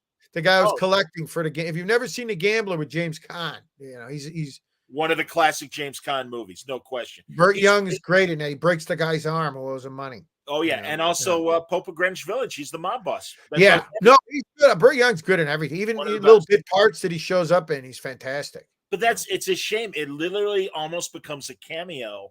You get a lot of reaction shots, and he's got a couple lines here and there. But all of his great comedy from Rocky IV, Stallone cut it out. And again, he's like, I wanted to make a drama. He gives Dolph Lundgren a lot more agency and a few more lines here and there. Sure. And the other interesting thing is the fight has different angles. So it's interesting to watch. And I would say rent it for anyone who's curious about it. And being a fight fan, of course, I was curious about it. But yeah, I would say watch that Rocky versus Drago behind the scenes thing. There's a couple of Stallone movies that I always like. Fist for me was one of my favorite Stallone movies that most people have never seen, where he plays it's almost like a Jimmy Hoffa type story. Yeah, it's a union boss. Yeah. I thought it was. I loved Fist. That was probably one of my top 5. Stallone movies. And he set his career back when he did Rhinestone, and he did. Well, that was ridiculous. That set his career back. But Rocky 1 for me, all the great location stuff in Philadelphia, and they shot that movie like, with nothing. I think it was it was like 100. Yeah, it was like 100 grand or whatever. Yeah, something like that. It was ridiculous how much money and I think Joe Frazier was the most expensive thing. Yeah, in the movie. Henry Winkler tells a great story about Rocky. That him and Stallone were tight because Lords of Flatbush, and he said that he based Fonzie on Stallone. He based, whenever he would do a scene, he would say, "What would Sly do here?" And that's kind of he was always channeling Sly when he would do Fonzie. But he said that when he had a little bit of juice after being on Happy Days for a couple of years, Stallone moved out to California, had no money with his dog and his wife, and he had this piece of shit car. And his car broke down, and he called Winkler to come get him. And Henry Winkler drove out and picked him up. He was living off of Sunset. And Stallone says, "Hey, I got this script." And Henry Winkler, as a favor, says, "Sure, I'll take it to ABC. I got a little bit of juice." So ABC bought it. But ABC said, you got to get rid of the writer. We don't want the writer. And he said, okay. And he went back to Stallone, and he goes, the good news is they bought it. The bad news is they don't want you. And so he went back, and Stallone says, you can't do this to me. You can't let them take this away from me. So he goes, okay. So Henry Winkler went back to ABC with the check, and he goes, look, I need that script back. And ABC said, well, we don't do that. And Henry Winkler said it was one of the few times that he actually pulled a little bit of rank on him and said, hey, I'm the Fonz, can you just please, here's your money back. Just give me the script back. Anyway, he said a year and a half later, Rocky comes out and ABC had the script. They bought it, they owned it, and they let it go because they would have ruined it. They were never going to make it. Of course. They were, and he was saying that they wanted him to be in Grease. They wanted him to be Travolta's part in Grease, and he turned it down because he didn't want to get typecast. Not Stallone, Winkler. Yeah. He said they offered him a fortune to be in Grease, and he said no. Oh, that's interesting. Well, the other studios, and maybe MGM as well, they wanted Ryan O'Neal to play Rocky. Sure. Burt Reynolds. Yeah. They wanted Jimmy Caan to play Rocky. Right. All these names. Warren Beatty. I mean, and they made that movie for nothing, and it became a phenomenon. I mean, it's still, for me, I love the whole independent movie scene from the 70s. It's my favorite era of film. Agreed. And people a lot of people took risks. I mean, there were really controversial stories. God, I got to talk to Lawrence Luckinbill, who, all of us nerds know him from being Cybok, sure, brother in Star Trek V. Sure. But he was in The Boys in the Band, the gay movie. Yeah. And he was in the play as well. And that was controversial to do that. Sure. Yeah. I mean, again, all those great Sidney Lumet films and the movies of the 70s and Panic in Needle Park and Sidney Pollack. And, there's just so much great stuff in the 70s, but I loved it because a lot of it was shot on location. They went to these places. They weren't sure. There was that you didn't in your mind subconsciously, you knew when they were sets when you were a kid. You knew when, you knew when you were watching Von Ryan's Express that Frank Sinatra wasn't really on that train. You're hilarious. In the early 80s, that last feature film he made, First Deadly Sin, that's a great movie. Yeah. No, what are you going to say about Sinatra? But by then you could, and it's certainly only a couple of years later, he's making Cannonball 2. And it's like, all right, what do you think? But this guy was also big in nightclubs. He was big in TV. He was big in recording, and he was big at juice in the movies, absolutely. No, you're right, man. Again, we're making fun of Von Ryan, but no, Manchurian. That's another remote dropper when Von Ryan's Express comes on. For me, it's Manchurian Candidate. Yeah, I got a couple with the cards when he's finally breaking Lawrence Harvey's spell. Yeah. Me and these 52 queens are telling you right now, the ball game is over. Right. Oh my God. He's amazing. And of course, Man with the Golden Arm. And From Here to Eternity. I mean, that was no gift with the Oscar. That was definitely no gift. He was born to play Maggio. Yes. And it breaks your heart when he dies. I mean, it really does. I mean, my mother said it was people were audibly crying in the theater because you couldn't believe, you really thought Sinatra died. Wow. And at the hands of Rogo. At the hands of Rogo, my buddy, my father from the Poseidon Adventure. I really feel I blew it because Ernest Borgnine was on the Comic-Con circuit for a while. Yeah. And I know he did Fan Expo and stuff. I don't know if you ever had a chance to see him. He was there, and it was one of those things where I was gonna meet Tony Curtis because Tony Curtis was set to be at Fan Expo the following year, John, and then he passed. Wow. Because I remember the guys, my buddy Tiziano said, hey, what do you think? And he mentioned a couple of names, and he goes, what do you think of Tony Curtis? Because we could get him. And I'm like, oh my God. I'm like, I don't give a shit if anybody cares. I do. I said, I'll take the guy out to dinner and I'll just to get Tony Curtis to, Sweet Smell of Success is one of my favorite movies of all time.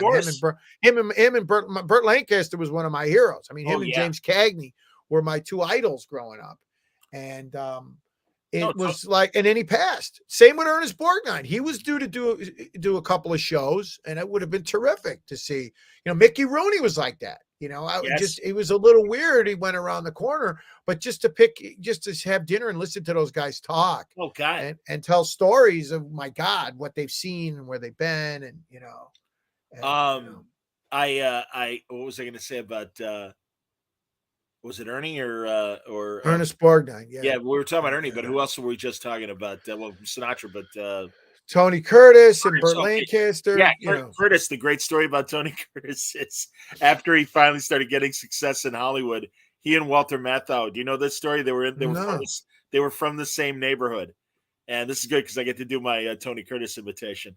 But at one point, this Walter Matthau just walking the streets, hard work, out of work actor and stuff, and all of a sudden this limo pulls up, the window comes down, and it's Tony Curtis, and he goes, "Hey, Walter, I just fucked Yvonne DiCarlo." Oh God. And he goes, Tony Curtis. Yeah. I'm sorry, I love Yeah. that. There's that great story of Burt Lancaster when he's on the set of Tough Guys? the Kevin Costner movie, Field of Dreams. Field of Dreams. Sure. Kevin Costner tells his Burt Lancaster story of when he goes, "What was it like working with Burt Lancaster?" And he goes, he used his hands a lot when he talked, and he asked him, he goes, "What was it like?" And he goes, "They were scared of us. They were scared of us." Hey, that was his response to everything. He said, me and Kirk Douglas, he goes, anywhere we went, anything we did, he said they were scared of us. He said, and it was like, and he was an acrobat, in real life. Oh, I mean, absolutely, the guy was in real life. Yes. So the guy was built like a brick shithouse anyway. Well, you're right, because by the time of Field of Dreams, he had lost a lot of weight, and he was certainly in his last years. Yeah. But my God, if you see him only a couple of years earlier, that Kirk Douglas, Burt Lancaster movie, Tough Guys, and he's in his 70s, but again, he's built like yeah. No, I got a great Kirk Douglas story. When I graduated college, Kirk Douglas was the speaker. He gave the speech. Yeah. I went to film school at USC, so my ma came out, and my ma's been on an airplane maybe twice her whole life. So, and this was one of them, and the other one was when she won a trip to Vegas from like Dominic's instant scratch off or some bullshit. Yeah. 24-hour trip to Las Vegas to stay at the Tropicana, some shit like that. Perfect. Scratch off from Grocerland over on Granville and Broadway. Exactly. I'm with you.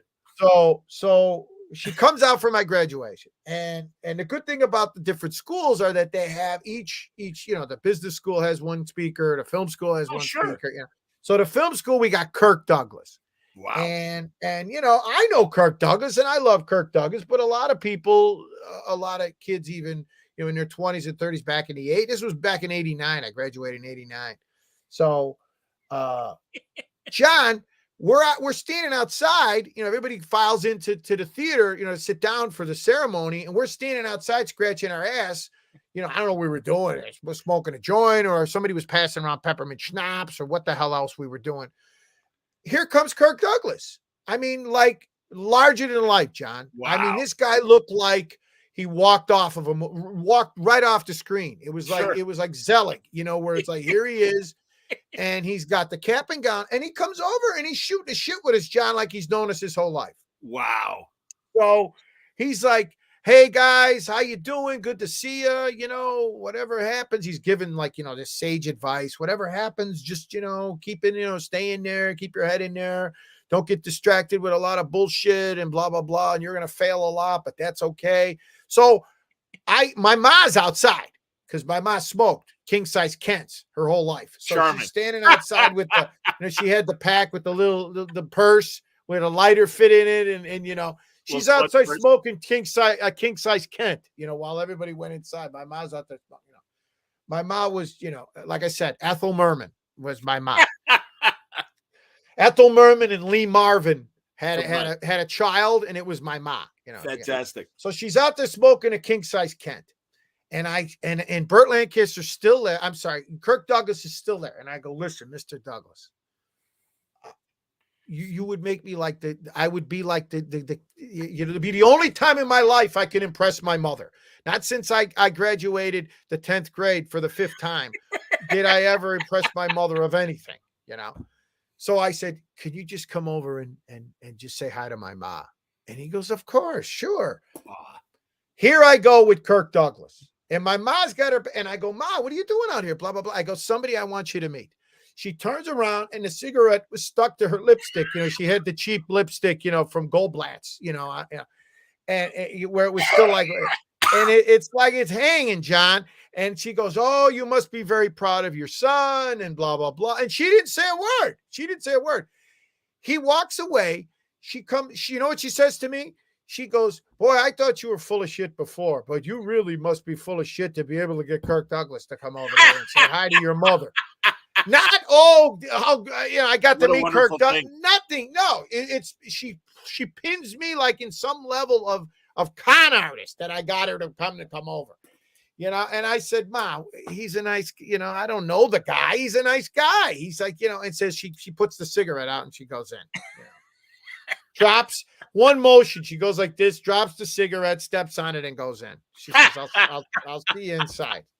Afterwards, That's awesome. let's go get a sandwich. I'm hungry, Well, But, Rachel says it's a classic grandma story. So that's my mom. Like I said, and the only I couldn't believe how lucky I was. She's outside smoking a Kent, but she wasn't going to go inside for too long because she had to come out and have a cigarette. And that was that generation, man. And she used to send me to get the cigarettes my whole life. Me too, when they would send you to the store. Yes, absolutely. With a note. They'd send you with a note to get the cigarettes. Knew. Yeah. My local drugstore that was literally 2 blocks away. My dad would make the call, get a carton of, let's see, I want to say they were menthols. I can't remember the brand, but it was $5, and it was for a carton of cigarettes. And here, smokers, where you got to pay $60 now for a carton of cigarettes. Sure, it was. I don't even know what they cost now, but it was like $4. I worked for a smoker in the early aughts, and he was paying like $40 to $50 for a carton. And I told him, I said, my dad used to give me $5. It was like $4.08 for a carton, and with the rest of the 92 cents, I'd buy a couple comic books. Yeah. No, it was a quarter in a machine. We'd get them out of a machine. Because you didn't dare break in those machines, because those machines in those days were juiced in. 100%. They were all mobbed up, those machines. Oh yeah, man. One of my dad's first jobs out of the service was filling cigarette machines. Yeah, and I can't remember if it was the London House or Mr. Kelly's. Sure, one of the big Chicago nightclubs. He got to watch Johnny Mathis do a rehearsal, and he was thrilled. He was just like, "This is like the greatest." Scene I ever had was to be able to watch, 10 feet away, Johnny Mathis. Yeah. It's not for me to say. Classic. So, it's amazing Johnny Mathis is still going. Oh, he's around. Him and Neil Diamond is still going around. Well, I don't know how the hell these guys are going around, but it's like, hey, God bless them. I hear you, man. You think, what do they got left? But hey, it's like. As we talk about 70s movies, and I'm glad Warren mentions this, I haven't watched it yet, but he recommends the new documentary on Netflix, Is That Black Enough for You, on the 70s blaxploitation era and how those movies saved the studios. Elvis Mitchell, haven't seen it. No, I've heard of it. I'm a big fan of that era of films. Sure. I was growing up. I was like I said, Luke Cage was the comic that got me into comic. And it was just a straight take on blaxploitation, but seeing all those, Shaft in Africa, Black Caesar. I mean, those would play downtown in Chicago at the Woods and at the State Lake, and they were coffee. Hey, I remember, I'll never forget one of the coolest things I ever seen in my life as a kid was back. I don't know if what am I talking about? Your father had the bar down there, but back when they had the Winston sign that had the real smoke coming out of it on State. But right at the Oriental, when Coffee, was playing at the State Lake, Pam Grier, the great, Pam, of course, right? Pam Grier. I mean, my God, yeah. Coffee. They had a 20-foot sign, John, of her above the marquee where she's got the gun. She's got this big gun with the huge afro, and I swear to God, it was like something out of King Kong. It was so big, and said, and then underneath it was Coffee. And then some asshole with spray paint wrote, "She likes the grind," and I thought, and then later on, it was like, no, it was part of the it was part of the marquee. She likes the grind. It was meant to look like graffiti, but it was the coolest. And Coffee must have been at the State Lake for months. 2 years. It never left the State Lake. It was always there. Yeah. And now when I see it on TV, I think, my God, this was the movie that, because we couldn't get in to State. It was rated R to see Coffee. We would go see, whatever we could sneak in. And then when the Bruce Lee flicks came, forget it. You know, How about those? you How about those great weekends when they would show Bruce Lee movies, or they'd show all the Planet of the Apes movies, or they'd show 4 or 5 of the Bond movies and stuff. yeah. State and Lake and Yeah, oh places yeah. like that. Yeah. Those were the days, The man. Bruce Lee ones, man, we would go and you'd come out of there and you couldn't see because you were in the dark for like 12 hours. You know, That's you'd true. you'd go see Fists of Fury and Enter the Dragon. And you'd come out of there and you were like, my God, where the hell am I? Absolutely. It's just All right, one of those things. Mitch is watching, and it's funny because Mitch, I was about to say, mentioning the 70s blaxploitation movies, David Walker, the great writer, Bitterroot, and a lot of great stuff. In fact, he wrote a Shaft novel recently in the last 10 years or so. It is my dream. I would not even like want to be part of this. I just want to see it, where we get David Walker to do a panel at a Comic-Con talking about the blaxploitation films, because he really is an expert on the subject. Yeah, and I would love to see him do it. And mentioning the Is That Black Enough For You documentary and stuff, Elvis Mitchell was just on Larry Wilmore's podcast talking about the movie, and and just the making of it. He was originally going to make it a book, and Cross 125th Street was also one of my favorite. Was also a movie that I mean, all on location, amazing cast. Amazing cast. All these great New York actors: Anthony Quinn and Fed Cotto, real young Cotto. Huggy Bear, Antonio Vargas. Oh, Antonio Vargas, sure. Vargas plays the guy that gets all cut up. And it's the Italian mob against the Tony Franciosa. Thank you, Warren. I mean, the black mob again. And then the guy who plays the leader of the black mob, he was supposed to be Captain Dolby in Starsky and Hutch. Oh, because in the pilot, he's Captain Dolby. And then they Bernie Hamilton, they I don't know what happened. They changed gears on him and put him in instead of the guy who had the real raspy voice. He played in 125th Street, he played the head of the black mob. I can't remember his name. He's a great actor. No, it's a great 70s movie. It's a fantastic. Yeah, and I love it because it's all this great in New York locations, where you could see, and there's a lot of action, there's a lot of violence, but and a great soundtrack. I want to say, Warren, who did the soundtrack on that? Is it is it Isaac Hayes?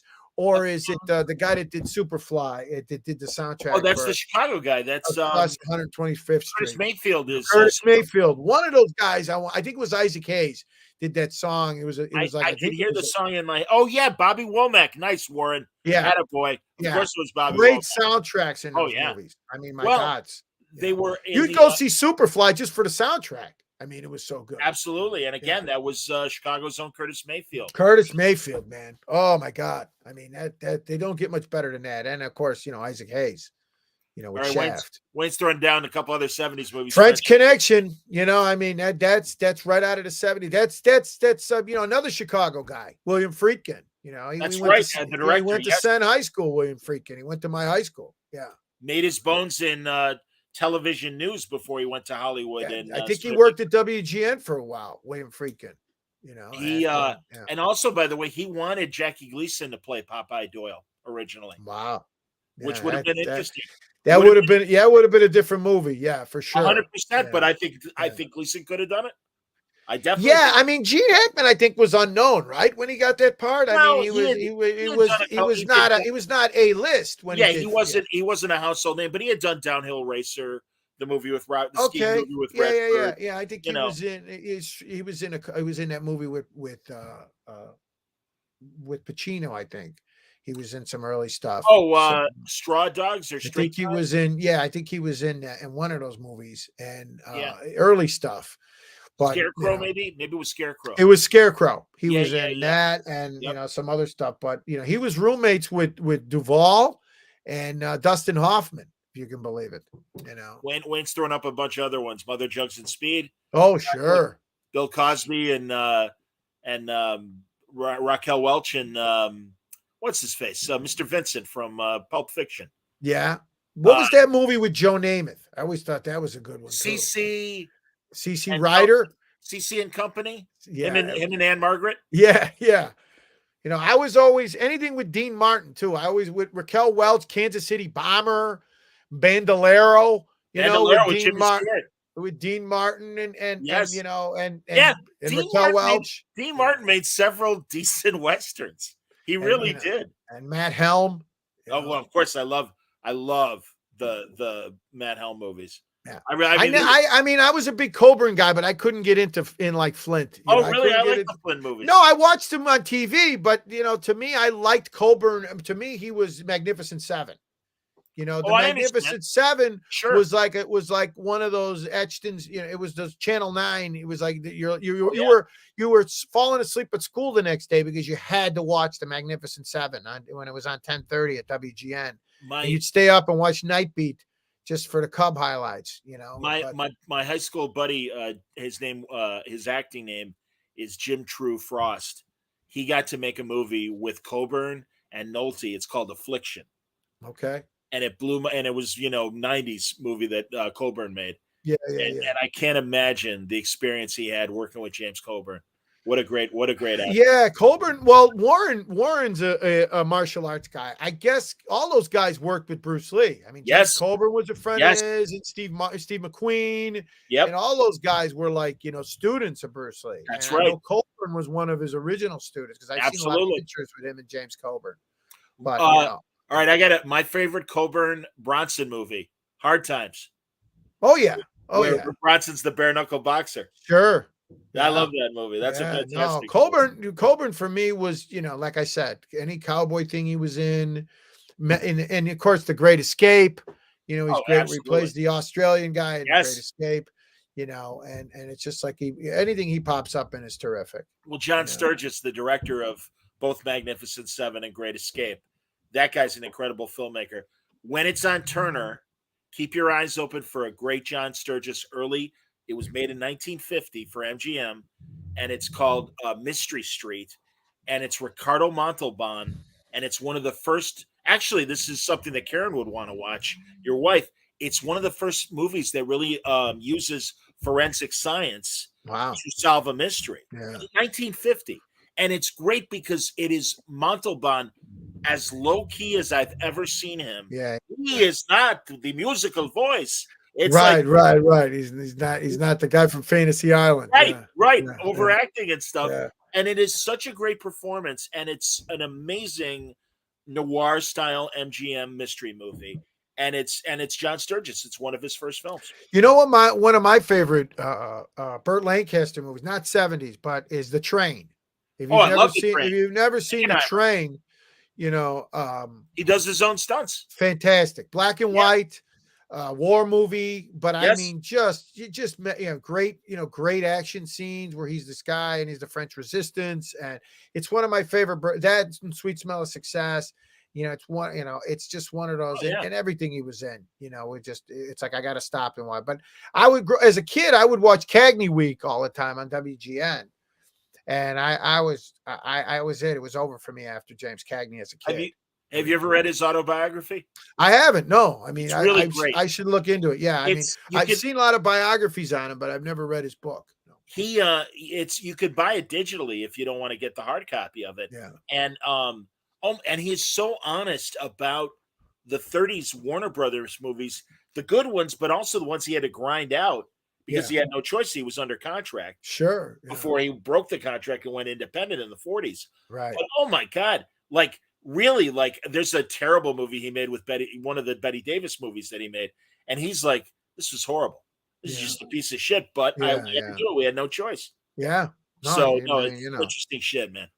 Cagney Week was I was never a bogey guy. I was with Cagney because Cagney was like I said, he was my hero. I mean, you weren't a bogey guy? I liked bogey. I mean, I got into bogey a little bit later, but as a kid, Cagney was my guy. Angels with Dirty Faces, The Roaring Twenties, Public Enemy, Yankee Doodle Dandy. I mean, it was just, especially the gangster one. I mean, even when he played, even G-Man, when he played G-Man, and it's like any of those. It's his mannerisms, the way he talked, and the way he was, when this, what is it in The Roaring Twenties when they take him to the chair, that great scene where he doesn't want to be a coward. With the dead end kids idolize him. I mean, that's, or when White Heat, I Love mean, White Heat. arguably the greatest ending in motion picture history is the end of White Heat. I mean, I can Absolutely. watch it every time I see it. It's still, it chokes me up to see that ending. Atlantic City, yeah, is with Burt Lancaster's great too. I mean, Amazing movie. that's a good call. I forgot about Atlantic City. Yeah, that's a Yeah. great film. Yeah. No, and it was later. Lancaster was one of his last great films. Yeah. No, I'm with you, man. I want Sweet Smell of Success, Warren. I'm sure you've seen it, but if you haven't seen it in a while, just the dialogue alone in it of him and Tony Curtis bantering back and forth. 50s New York. He plays kind of who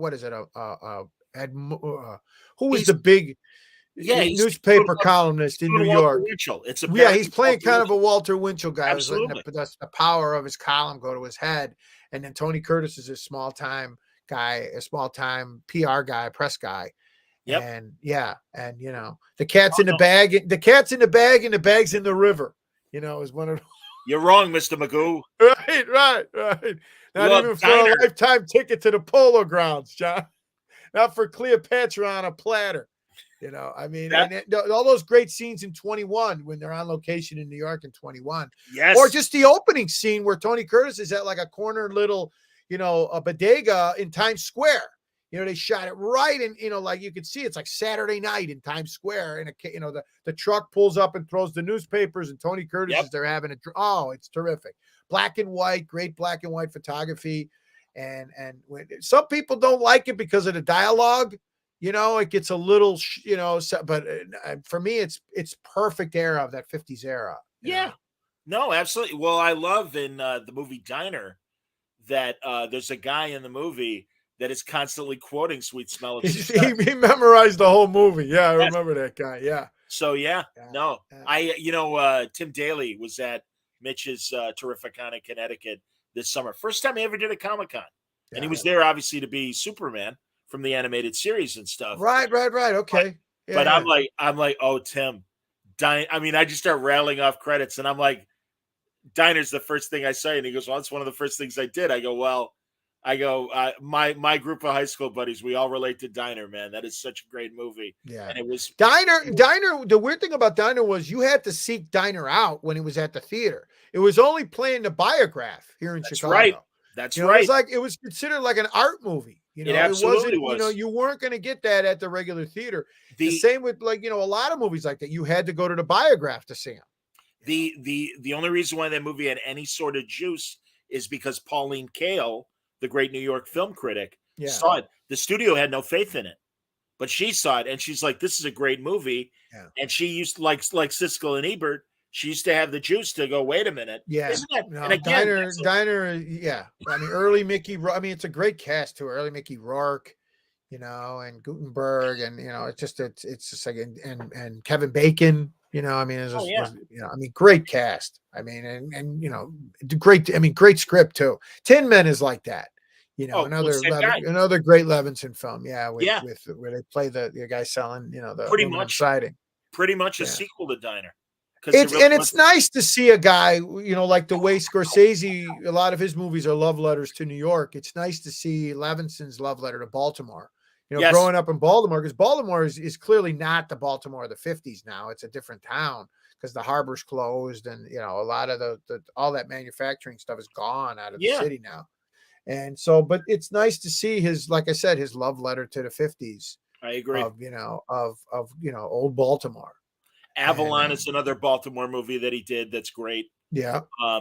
No, I'm with. Isn't it interesting though that as I think of Pauline Kael and Siskel and Ebert, that's another thing. I don't think critics have the juice that they used to have to gather a great audience. No, well, because there's just too many. Well, one, there's too many, and two, the studios just own too many of them now. Like they literally, you see a lot of these reviews and you look at who said it and it's nobody you've ever heard of. I mean, there are no more Canby from the Times and, and you used to have Chaplin from the LA Times. Right, Charles Chaplin, yeah. And you had Vincent Canby, you had guys, the guy from Rolling Stone and you had the guy from New York Times. And you could trust them to say, if he said it was good, Siskel and Ebert were like that, but Siskel, Ebert was a little more down to earth in the sense of he would give a okay movie like, yeah, okay, it's okay, go see it. Whereas Siskel would get a little harder on stuff, but you could trust those guys. If they said it was good, it was good. If it was shit, it was shit. Now you got to just, and a lot of, don't kid yourself, John, a lot of teenagers, they don't give a shit if it's any good. You just go. We used to, if there was tits and ass in it when we were a kid, like my nephew used to say, naked girls in karate, we would go, just to see it back in the day. Absolutely. Well, I agree with Wayne. Everyone's a critic since social media. Everybody's an expert. Everybody. And now you got to kind of pick your lane and go, all right, let me see what people really say about it. Not is it successful? Because, remember, Sugar outsold Let It Be. So 1969, the Archies. Yeah, it doesn't matter how much a movie makes, whether it's any good or not. Sometimes, but then sometimes you got to pick your lane and go, it's my kind of movie or it's not my kind of movie. I have a great Siskel story. The Ringer is a fantastic podcast network, and I think it's on their main show. Pardon me, folks. They did a great miniseries within The Ringer about Siskel and Ebert. Sure. And this is when McCartney in the mid-'80s made that movie Give My Regards to Broad Street. Oh, yeah, right. And Ringo's in the movie. Sure. And Ringo's in the movie. And they even there are original songs, but they cover Beatles songs as well. Right. Siskel is having a one-on-one with McCartney. And he, calls it like he saw it, and it was a bad movie. Yeah. And he's like, so what do you think went wrong? And he's going on. And at one point, McCartney goes, so basically you didn't like the movie. And he said, no, I didn't. He goes, well, then what the hell am I doing sitting here talking? Right. Yeah. It's like, hey, man, I got to be honest. I'm sorry. You're a genius. Yeah. But there's nothing better than the Rip Torn when he was on the Larry Sanders Show, Siskel. And Rip Torn says, oh, shut up, Siskel, you mouthy prima donna. When's your movie coming out? Yes. I knew Gene. I wouldn't call him a friend, but he was an acquaintance. Yeah. And I got to say though, one-on-one, much more down to earth than the country club attitude he projected. Oh, he had a tremendous ego too. He thought he was, he was a movie star. Honestly, man, again, he was one of those powerful people like Canby and Pauline Kael and Ebert and Chaplin. That's he. Well, you know what the scary thing about Siskel is, he was roommates with Tim Weigel. Okay. And they both died of brain cancer. He's Tim Weigel's big sports guy here in Chicago. And they were roommates in college, and they both, and so you're thinking to yourself, man, maybe was there any connection there? Like, were these two guys exposed to something? I don't know. Blah, blah, blah. Because it's rare to die of that. And Tim Weigel was a great guy. I mean, but they were at Champaign. They were at U of I. That's where they went to school. I always thought it was weird that here's two guys that were like, and then they both made it in Chicago media, but they both unfortunately died of, the same way. The Genghis Khan movie that John Wayne made with Susan Hayward. Right. They brought sand to the movie studio from the irradiated nuclear testing desert in Vegas. Yeah. And literally a dozen people died of cancer slowly over the years. And a lot of people felt it was likely because they were subjected to this radiated sand. Wow. I didn't know that. That's crazy. Oh, yeah. That's like, it's like, wow. What were they thinking, right? But hey. Well, you know what they were thinking? That's that 1950s duck and cover. Oh, yeah. When I worked in advertising, it was like that. When you were in the room, I mean, the rubber cement and the spray mounts and the 66 and the 44s, we were all using spray mount. That shit was all. Oh, that stuff was awful. It was horrible. I mean, it was like how toxic that stuff was. And it was in the air everywhere. They were using that shit, and nobody gave it a second thought. Nobody thought. But then back then they said cigarette smoking was okay. 3M, the people that made Scotch tape and all kinds of tape, including reel-to-reel recording tape as well. One of their plants was right by my high school, and on a windy day, you just smelled that factory, and it reeked. God only knows what kind of chemicals they were working with over there. Yeah. So I didn't know Agnes Moorehead was in that movie. That's what Warren says. I do know that Susan Hayward was in that movie. But the Genghis Khan movie that John Wayne had. But they all supposedly got cancer. The suspicion is they all got cancer from that film. I can believe it. Yeah. I mean, it's like there's people that still talk about that to this day. when you go out to the desert in Vegas, that it's in the water and it's this and that from all the nuclear testing they did out in the desert in Vegas, So there's people that I know that are still paranoid about that when they go to Las Vegas. Yeah, they didn't have the lead line refrigerator that Indiana Jones could hide in. That's right. That's when I knew it was over. As soon as they brought the UFO in, I'm gone. I'm done. Well, we'll see what Indy 5 is like, man. I got my hopes. No, it's not Spielberg though, right? No, but it's James Mangold, and he's Ford versus Ferrari, and he made Logan. Yeah, okay. He's a good director. I know the new really Spielberg movie is kind of an autobiography type of thing. It's supposed to be really good. It's about, his life as, his parents and his kids and, Warren, happy Thanksgiving, man. He's a good guy. He's one of the 5 people in the business I like. I'm with you, Warren. Yeah, I'm with you. He's good people. Absolutely. He's always surrounded by a bunch of fucking troublemakers, though. That's the problem. He'll come up and he'll bring a bunch of guys, and he's got his own posse, for Christ's sake. I mean, he shows up like Jay-Z, and he's got like 5 guys with him, and you're like, Jesus Christ, these guys you feel like you're gonna get your ass kicked. Because he's got like, one guy will be like a bare knuckle fighter, and the other guy's a director, and then the other guy's a designer. He's got this menagerie of guys that he hangs around with that are always like something out of like the Doom Patrol, for God's sake. So whenever I see him at cons, I'm always glad they're not here to kick my ass, because he brings over like, just a whole shitload of people, and they're always cool guys and have interesting stories to tell. And then we wind up doing this. We wind up talking shit about movies, And I don't know if Bill is still watching, but he did. He was watching earlier, and I meant to ask. Bill had his exhibit at the Dunn Museum. Yeah, it was great. I mean, he came into town, and we had, we were able to hang out a little bit, and I'm so sorry I missed that day. It's a good time, man. Bill's a good time. Bill's a great guy to talk to about art and about anything. About everything. Great conversation. Yeah. Some artists are kind of like, I don't have much to say, but Bill, you can learn a lot just from picking his brain about stuff. I love talking to Bill, and I've only gotten to know him better through you, and I appreciate that. And Bill, I appreciate the fact that you waste time talking to me when I see you and stuff, whether it's here on Word Balloon or when we see each other face to face. It always means a lot. So. Yeah, he's like, he's the one of the last of the Mohicans, man. He's like I tell him that all the time. He's like legendary artist. I mean, he's you don't take it for granted that guy is still producing tremendous work. I mean, it's not like he's kind of sailing in off of his his past. I mean, every new piece that he produces, it's just always kind of like it's those fuck whenever he sends me a piece, because I see it like, oh fuck. It's that, because it's just kicks you right in the ass, when you see it. It's like the Russian roulette scene out of The Deer Hunter. Whenever I see anything Bill sends me, it just rattles me. I can never, I'm not the same after I look at a lot of the stuff he's doing. I didn't realize that AMC was getting into comics like Netflix has gotten into comics now with Miller. And I didn't know that. Oh no, right. The thing that they're talking about with Bill, with Kelly Sue.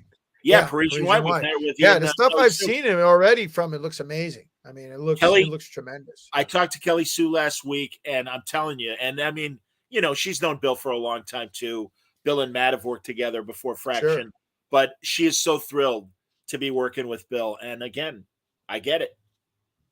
Yeah, no, whatever you're gonna have, whatever you're working on, whatever your angle is. I mean, Bill's going to bring a something to it that you didn't expect. He's going to approach it from an angle that you didn't see coming.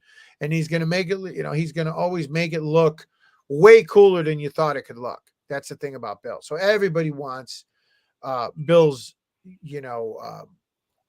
creative, DNA attached to their project, because it's got the cool factor to it too. I get it, man. It's like walking into a party with, Oh, that's funny. Wayne says he loves talking to Sienkiewicz about how Frank Robbins is an underrated artist. Well, certainly not in this group. We all love Frank Robbins. My guy to talk to Frank Robbins was always Bradstreet, because we both were reading The Invaders when we were little kids. Sure. And it's like, I don't know what it is, because there was something, and I don't mean this in a disrespectful way, because I love his Johnny Hazard comic strips as well. But there was something weird about his Marvel art. The faces just look weird. Yeah. Like, Yeah. I don't know. Tuska was like that. Tuska drew Oh, some see, I kind of love weird Tuska. faces. I like Tuska's Big face. teeth. Oh no, I mean he was the reason one of the reasons I got into comics. He drew Luke Cage and I loved his run on Iron Man. Oh my God. But he had those same faces with the big teeth and you know, like just like Sal Buscema had the hand that all went like this all the time.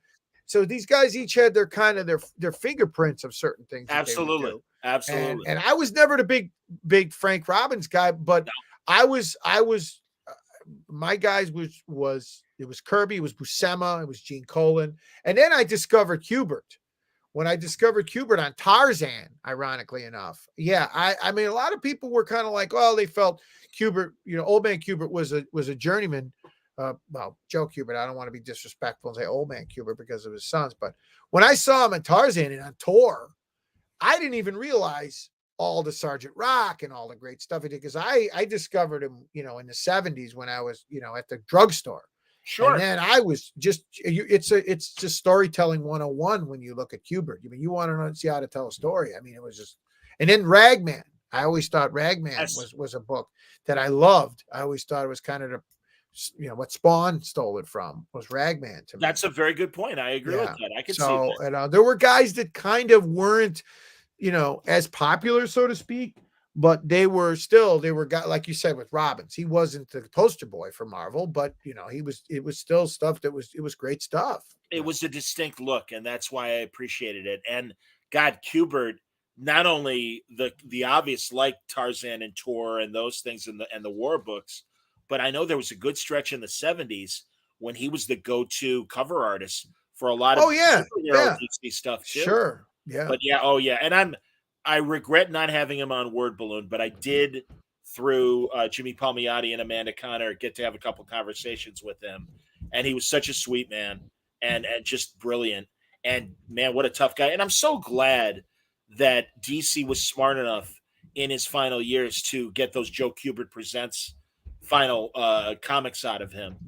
And that series of books. Oh, it's great. It's all great stuff. I mean, the last real personal projects he did of you know, one with the Warsaw Ghetto. Auschwitz. Yeah, yes. I mean it's presented, it's printed in kind of a pencil format kind of a way, and same with the Facts from Sarajevo. Fantastic. I mean, it was just great stuff. And if you're a comic artist or even a comic fan, it's like you get your PhD just by looking at the storytelling. I mean, look at what he's doing, how he's moving your eye across a page and the panels, and how he's, you know, fitting a lot of information in there, and you know, getting the point across and still having flair and style and great design. But some people, again, it's you know, you can like different guys for different reasons. I mean, Alex Nino was like that for me. And you know, and it was just like that whole, we called it the Filipino wave at Marvel at the time, of Tony DeZuniga, Ernie Chan, and Alex Nino, and Rudy Nebres, and those, I mean, magnificent artists. Alfredo Alcala. Yeah, but Alex Nino, I was fortunate enough to meet him a few times at shows and talk to him, and he did two really nice Atomica pieces for me. And it's like, you know, he's a maestro. I mean, when you sit and watch him work, and thankfully he's still around. I mean, he's online, he's got an Instagram page, and he's still producing great work. He puts out a sketchbook every year, I want to say. Oh, that's great. And Alex Nino was always one of those guys that I was just like, wow, you know, the stuff he did. And, you know, you and I were at a WonderCon back in 2009 when it was still in San Francisco. And that was the one time I got to meet Tony DeZuniga. Sure. And I bought a Jonah Hex from him. And I paid less than $100, and it's framed. Right. I'm looking at it right now.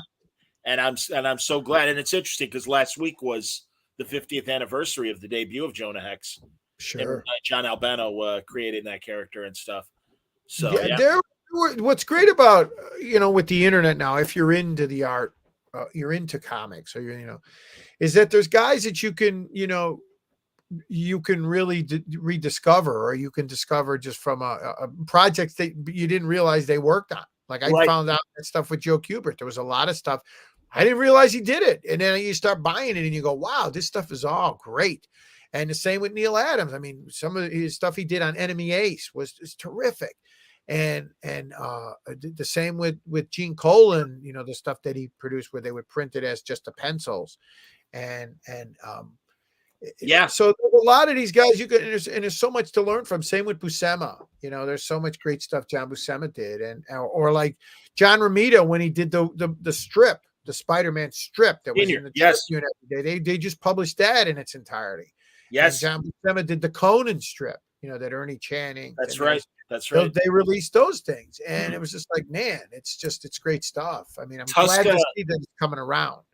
Tuska and Marty Pasco did a DC strip of the first Superman and then Justice League. Okay, yeah, I remember. Yeah. I don't remember seeing it in the comic. We didn't have it here in Chicago. We did have Spider-Man in Chicago. Oh, no, I don't remember. Actually, it was in the Tribune. It was in the Tribune. I remember Spider-Man. I don't remember seeing Conan. Hulk. We had a Hulk for about 15 minutes. I mean, that's kind of what happened with the Justice League and the Superman strip here in Chicago too. Okay. And it is interesting over the years. Some of the comic strips that were blips and didn't get the traction. Spider-Man, my God, ran till Stan passed, right. And it hit the wall when Romita left, though. Well, I'll tell you honestly, I have 2 strips, and I'm so thrilled because Alex Saviek is a good friend. Sure, took over the inking, and I love it because it was Stan writing the script, Larry Lieber, his brother. Yeah, no, you're right. It's good stuff. And Alex doing the finishes. Yeah. So. No, it's good stuff. I'm not saying it's bad. I'm just saying that for me, Romita was always just. I even liked Dick Tracy when I was a kid. I loved Chester Gould. When I was growing up, it was like it was comics. It was superhero. To me, Dick Tracy was a superhero. It absolutely was. And now I see it's still going. Joe Staten. They brought in Joe Staten. Yeah. And it's like, to me, anything that you could see going, but I love the Chester Gould stuff because, my God, this guy was drawing it since back to the 20s. And you think how long that guy worked on that strip. And I'm sure he had assistants and everything else, but Dick Locher. Yeah. Dick Locher was just the longevity of some of these guys, of how long they drew these strips. And you're like, man, even as a kid, I love Dick Tracy. Max Allen Collins took over, and I asked him about how much did Chet Gould still, help him, just as a sounding board or whatever. And he said, oh no, he was still interested and gave a shit and everything. But yeah, Locher, who I think was his assistant, took over the art chores. Right. Max Collins and everything took over. No, I'm fascinated by that stuff, man. And it bums me out. I know that King Features, both the Tribune Syndicate and King Features, you could buy that stuff digitally and still get the new stuff. Yeah. So if your local newspaper isn't getting it, you could do it. And I love what King Features does with their website, Comics Kingdom, where literally you can design a couple comic strip pages and not only have the current stuff, but have a lot of the retro stuff too. So I'm reading John Cullen Murphy's Big Ben Bolt and Mac Rayboy doing Flash Gordon and Sure. Raymond and the other greats and everything. Yeah. And it's, the times that I get the subscriptions, and it's here, everybody, free commercial. It's reasonably priced, and I think they're even having a Black Friday sale going on right now. And you can get like the eras. They have the Dick Tracy's like by the decade now. You can buy them, in books, and they're not too. I mean, sometimes they get a little high. They get to be like, I've seen them for like $150. Other times I've seen them for $25. And you can see the whole strips together, and then also the Sunday one, which was for us was cool. Share how old we are when they were in color. You thought that was a big deal. Crime Stoppers. Yeah, when you had that Play-Doh and you'd stick it on there and pull it off. Yes. No, what was that other stuff called? The tan stuff, and you put it on there and pull it off, and it would. You're right. Silly putty. Boy. You'd stick silly putty on there. Silly putty. And you could get the strip to stick to the.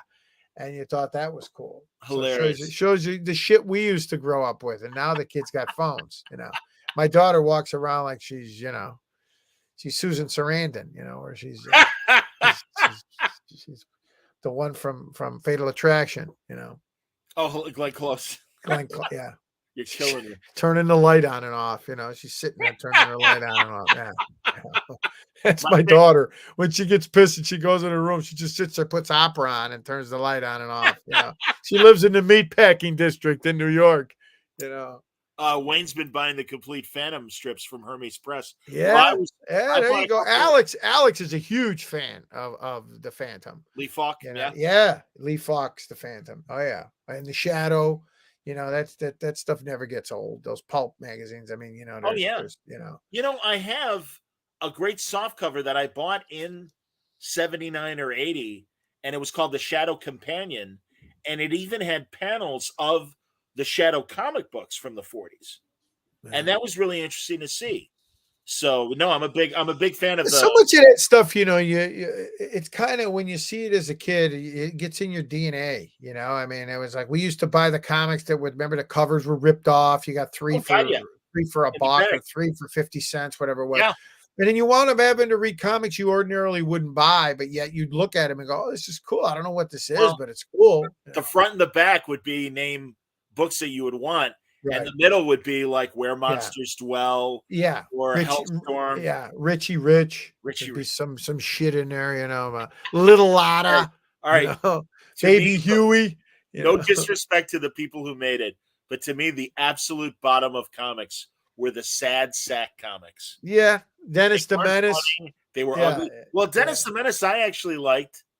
And I liked the one panel strips that Hank Ketchum would do. Yeah. No, I mean, it was the stuff in anything that was in the paper, was fine. Hagar and Blondie, and you read it all, whatever Beetle was in the paper. Beetle Bailey. I mean, my neighbor, when I first moved out to Oak Park, I remember my neighbor, when I told him I was a comic artist, he said, he goes, "Yeah, you know the guy that draws Garfield? Like we hang out." I go, "No, don't know him." And he's like, "Really?" He goes, that Garfield, man, he goes, that's it for me. And I go, "Yeah, well, not really." And I said, "I'm more into, I'm into superheroes, the science fiction stuff." And he's like, "Oh, they still make those?" And I was like, "Yeah, okay." That's why now when people ask John, I don't say anything. When they ask me what I do, I tell them, I'm a collection agency. I work for a collection agency. I just make some shit up so they leave me alone. Oh, Wayne's shitting on Sad Sack as well. He calls it a low red Beetle Bailey. Beetle Bailey, yeah. I love that's Beetle right. Bailey. I never thought of that. I did both of those. Yeah, Beetle Bailey. Yeah, they were military. God, was in the Tribune forever. Him and Hagar and what was the one with the hillbillies? Was it Barney Google or Barney Gilville and Snuffy Smith? Yeah, that was huge in the Chicago Tribune. Those three, especially Blondie. My God, had been around since forever. Blondie went forever. Blondie never went away. It's like it's like Andy Griffith and Dick Van Dyke in Chicago. It's never been a time when it has not been on television or that's in the Tribune. Yes, but I love the genesis of Blondie, where Dagwood was a rich guy, and the stock market crash of 29 destroyed his family, and that's why he had to go work for a living.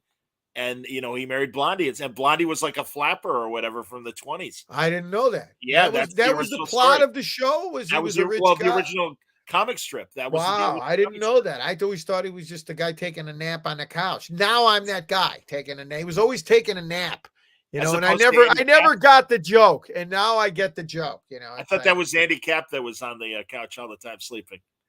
The British guy, Andy Capp. Yeah, maybe. But Dagwood always was taking a nap. Yeah, always taking a nap. And all I know is he married up, man. Blondie was like, Blondie was hot even back then. Very hot. Very. Yeah. Oh God, yeah. Blondie was like Betty Rubble. I mean, it was always one of those. Yeah. Absolutely. How the hell did Barney get Betty Rubble? I always wondered how the hell happened. I'm feeling Barney was packing. Well, that nose, goes, exactly. Probably went a long way. You got to use what you got, John. And it's like Barney used what he had. You gotta love Barney. Barney was awesome. Yeah, he could stop a car with his feet, so he must know what the hell he's doing. Yeah. Now, that's funny because John's speaking the truth about Blondie, and also he brings up Little Abner, and of course Daisy May and Stupefying Jones, and all the beautiful women that Al Cap used to draw and stuff. Al Cap Have you read that Dennis Kitchen biography of Al Cap? No. Fascinating. What a Yeah. piece of shit. Kind of the Bill Cosby of the comic world. Wow. Because he Wow. harassed a lot of women. Yeah, I've heard through the years, I've heard a lot of stories. I mean, now back in the day, it was nothing. I've heard a lot of stories about Stan. I've heard a lot of stories about Julie Schwartz. Julie I've Schwartz. heard a lot of, from women, not from like, hey, this guy told me he heard from a guy. I mean, I could tell you lots of Stan Lee stories. And it's like, why? I'm not going to get into it. Why bother? If the guy's dead, leave it alone. Leave it alone. Well, now, if somebody comes forward or somebody, if it was like, somebody got assaulted, like really got assaulted versus, hey, somebody got their ass grabbed.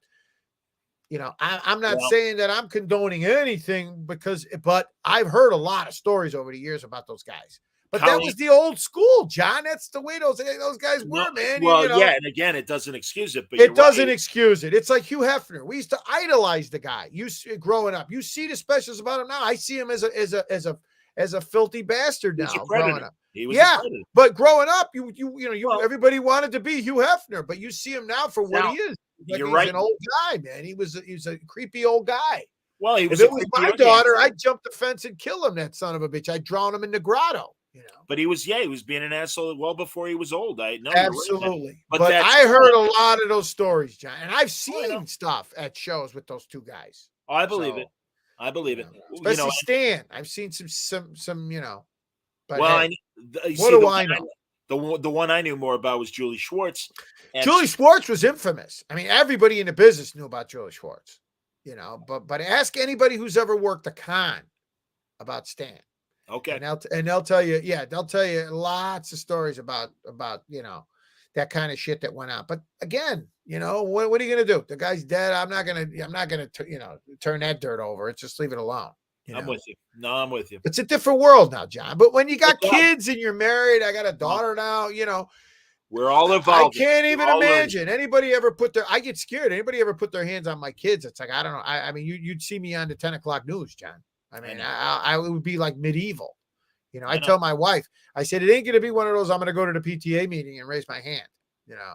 It's going to be one of those things where it's going to turn into like, the Dirty Dozen, where you wind up throwing the grappling hook on the guy's roof at night and climb up the ladder, and you turn into Telly Savalas. I was going to say Telly Savalas when he's trigger happy. Exactly. Yeah, I would turn into Maggot, and from the Dirty Dozen. Yes, I would. It would turn into some of that Jason Bourne shit if anybody ever put their hands on my kids. I hear you, man. It's a different time. All right, but I always thought once these guys died, John, that people would write books and talk about, some of the shit that went on, the stories at Marvel and the stories at DC. But people just probably figured, what the hell, leave it alone.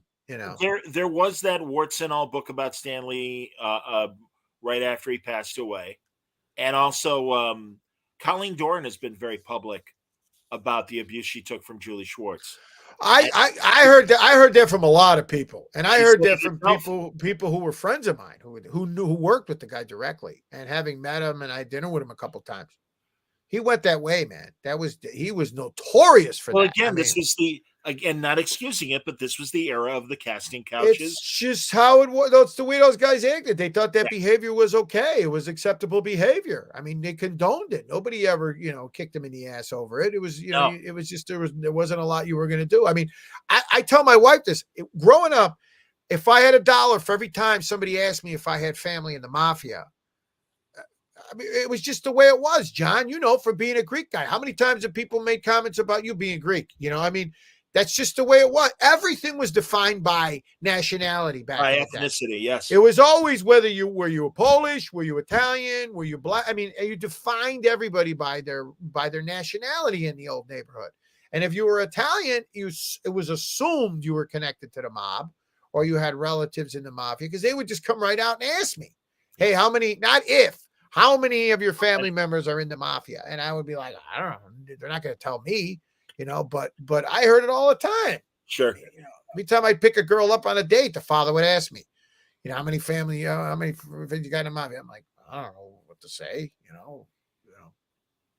2 or 3, you know, that I know of. No, it was just part of it. I'm not, again, it's hard to just tell people, explain to people what it's like trying to explain what the country was like after Vietnam, how soldiers were treated when they came home. Right. I knew a couple guys that came home and they would tell me stories and I couldn't believe it, how these guys were treated when they came back from Vietnam, that they were waiting for them at the airport and they would throw red paint on them and they would spit on them. And guys coming home from Vietnam, can you imagine?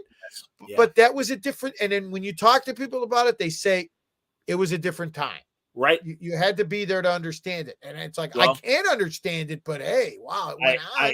I suspect that the era that we're living in now, the little kids that are just becoming aware of it, I wonder how they will interpret our current era, just as we had to reinterpret the Vietnam era and the things that we were little kids for. And then I think kind of got awareness. And thank God, what I think in general now, there is obviously much more sympathy for the Vietnam vets.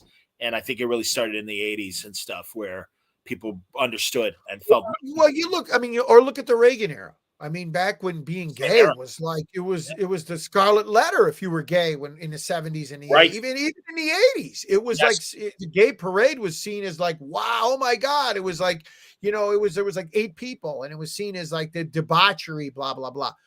Now people can't believe that. But I mean, back when in the Reagan era, you couldn't even talk about AIDS or whatever, anything. And it was turning into like, the plague of the ages. And because it was seen as a gay thing, the government didn't give a shit for a long time. And now we look back and go, what?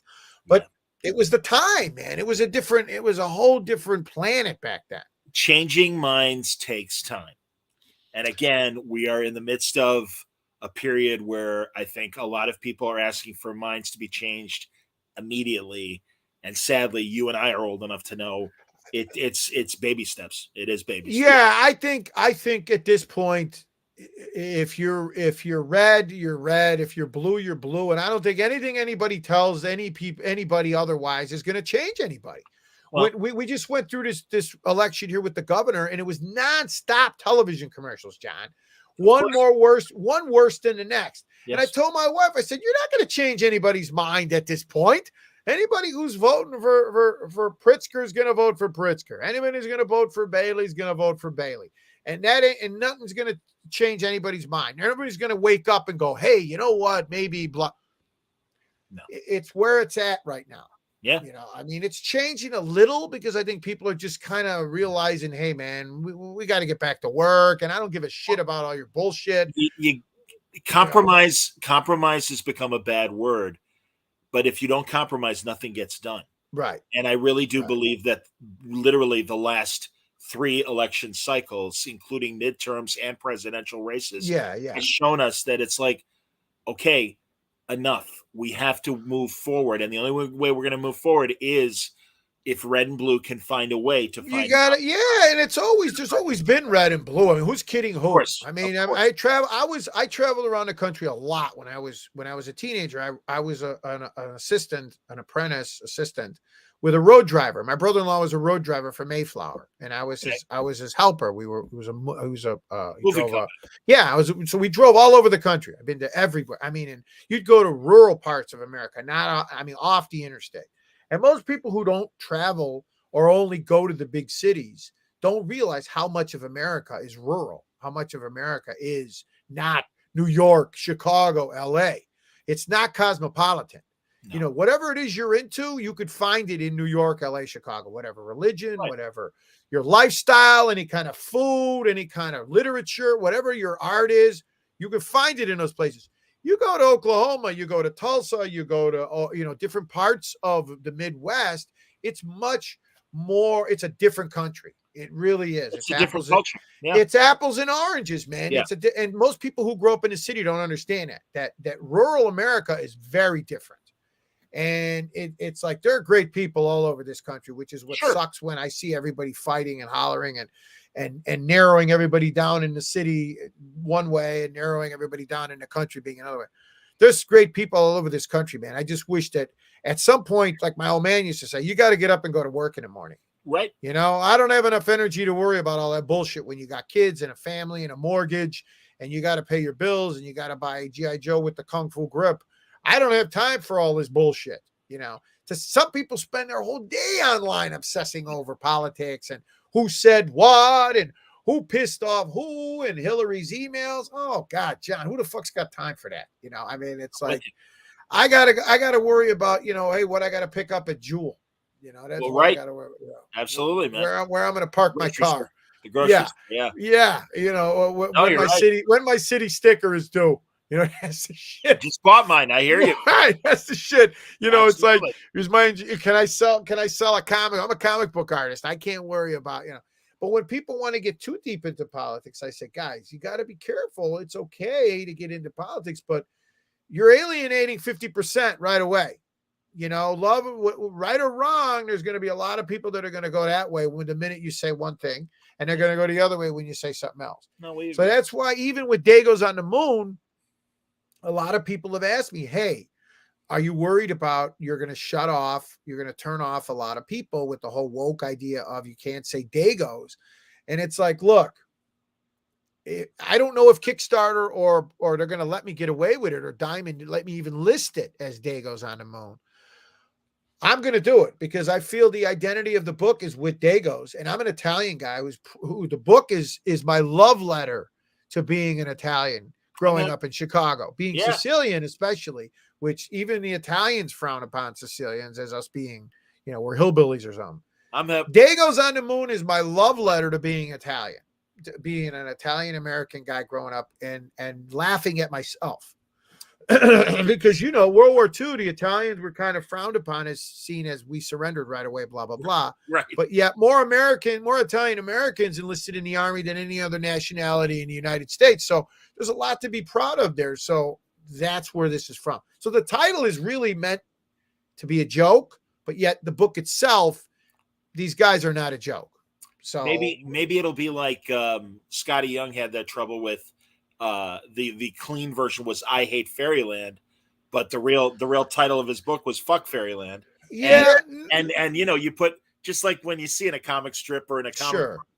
You know, you had a swear word and you got the ampersand and all well, the other. I mean, I can call it. I mean, it. You know, there's really no translation for Dago's in Italian. They don't know what they've never heard that term.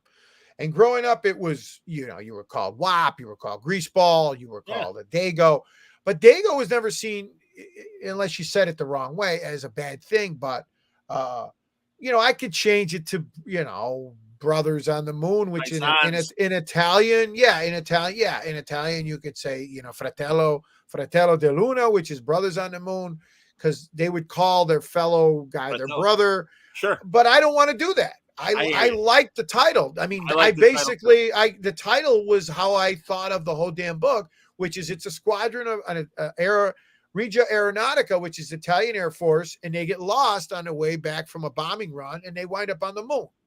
You know, and that's basically the pitch in 10 seconds or less. I'm with you. But that's where the story jumps off, is when they're stranded on the moon. And it's 5 guys in this one bomber that crashes on the moon, and now they're stuck. And then it's basically just 5 paisans on the moon. And what they would do if I was one of those guys is basically what happened. Breaking each other's balls for 135 pages. I can't wait, man. I really can't wait. And but John, in the world we live in now, I don't know if it can fly when I say Dago's on the moon. Well, it's an easy fix if it comes to that. I hope I got hate mail from the hostage, from people from Brazil. I was going to ask. I got hate mail from Brazil. I put out a free PDF in English and in Portuguese, John. I wanted people that are in Brazil to be able to read it because of my love for Brazil and for Rio de Janeiro, and especially, you know, I mean, not a lot, but I would say I probably got about 100 who were like, who the fuck are you? And you're saying that you're bad things about our country. You're making Brazil look bad. I'm like, guys, have you read it? I mean, it's not that. Yes, it's about these kids, but that's really going on. It's based on reality. I did a lot of research with Amnesty International of what's going on with the condition of these kids.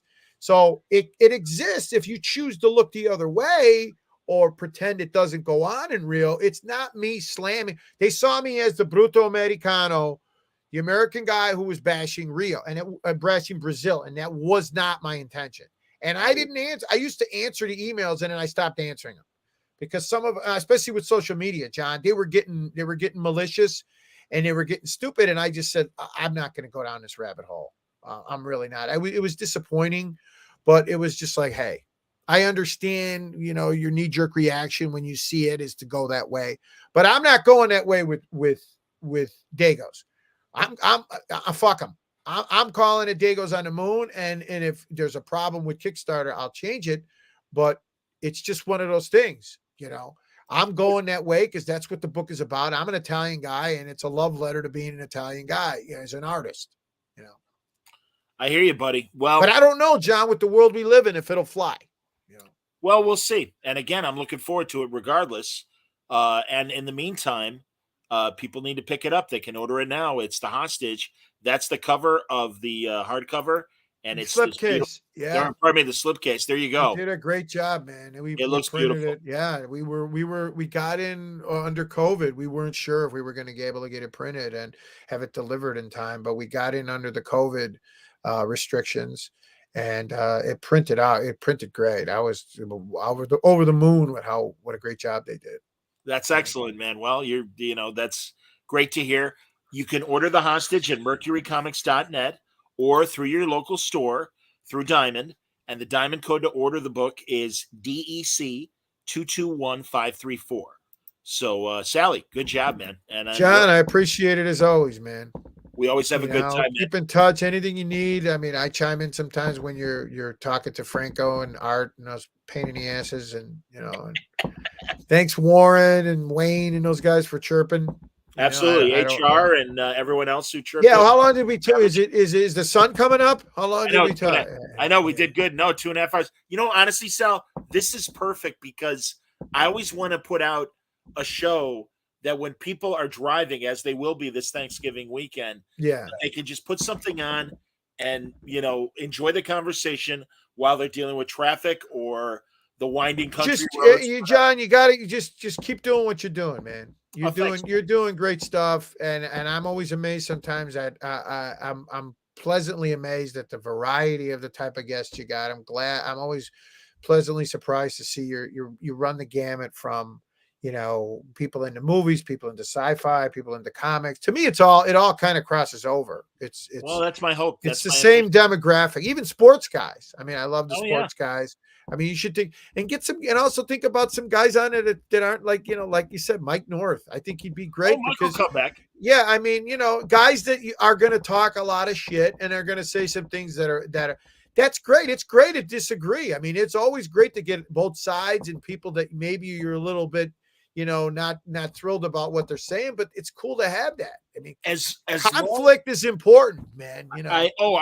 Dude, that was the essence of sports radio, is conflict. And again, you want to have those barroom chats about things you like and things you don't like, and that's okay as long as people are respectful. That's my only comment. Right? Yeah. As long as look, it's okay to say, "Look, man, it's what do you, what's the matter with you?" Like my mom used to say, "Everything was what's wrong with you? What's the matter with you?" And when you'd say something that was stupid or whatever. But look, it's like we're grown men. We're not going to start throwing punches as long as you don't get personal and start name calling or whatever. It's okay to disagree. I mean, but especially when you're talking about, my God, at the end of the day, we have the mutual interest of love of comics. I mean, we wouldn't be doing any of this, John. You wouldn't be here if you didn't love comics, and neither would I. I mean, we can make a better living doing something else. That's for sure. Absolutely. Well, honestly, man, you've been a great friend all these years, so I'm always happy to help you. And you always help me, and I thank you for that. Everybody. That's the name of the game in this business. I think everybody needs to help everybody. Any way that I can help anybody else, or you got an indie book, especially being an indie creator, we need indie creators, man. Anybody who's out there who's second guessing putting a book out or whatever, get off your ass and do it, man. We need indie books because the stuff that Marvel and DC's putting out just all starting to look the same to me. No, I mean, maybe it's because I'm an old guy. I mean, I love the 2-hour arguments about what Submariner looks like now. It's like, guys, come on. Put your own book out. I mean, You're killing you're worried about a character you don't own, whether they turn him into a Mexican or not. It's like, guys, move on. He's not a real guy. I mean, I understand your love of Submariner. I love Submariner too. I love the guy who used to fool around with Reed's wife. He was an ass kicker. Sal, Chris Cantwell is doing a Namor miniseries right now, and it's kind of old man Namor. It's 100 years in the future. Yeah. And there's a great flashback of when all the heroes go off into space and leave the Earth because the Earth is uninhabitable anymore. Yeah. And it's this wonderful final conversation between Namor and Sue. And I said the same thing to Zdarsky when he was doing the Invaders book, and Namor was nuts, and Jim Hammond and Cap are like, hey man, it's us. What the fuck are you doing? Yeah, and it's and I asked Chip, I'm like, where is Sue? And he's like, God, I'm so glad you said that. And it was early enough in the miniseries that he put Sue in, and it's like, Sue is Namor's conscience. And she is the one woman that he literally will bow to. Yeah. Because he has so much respect and love for her. And also, deep down, and this is what I loved about what Cantwell did, she would never leave Reed, and she loves Reed. There's a place in her heart for Namor as well. There is. And I love that.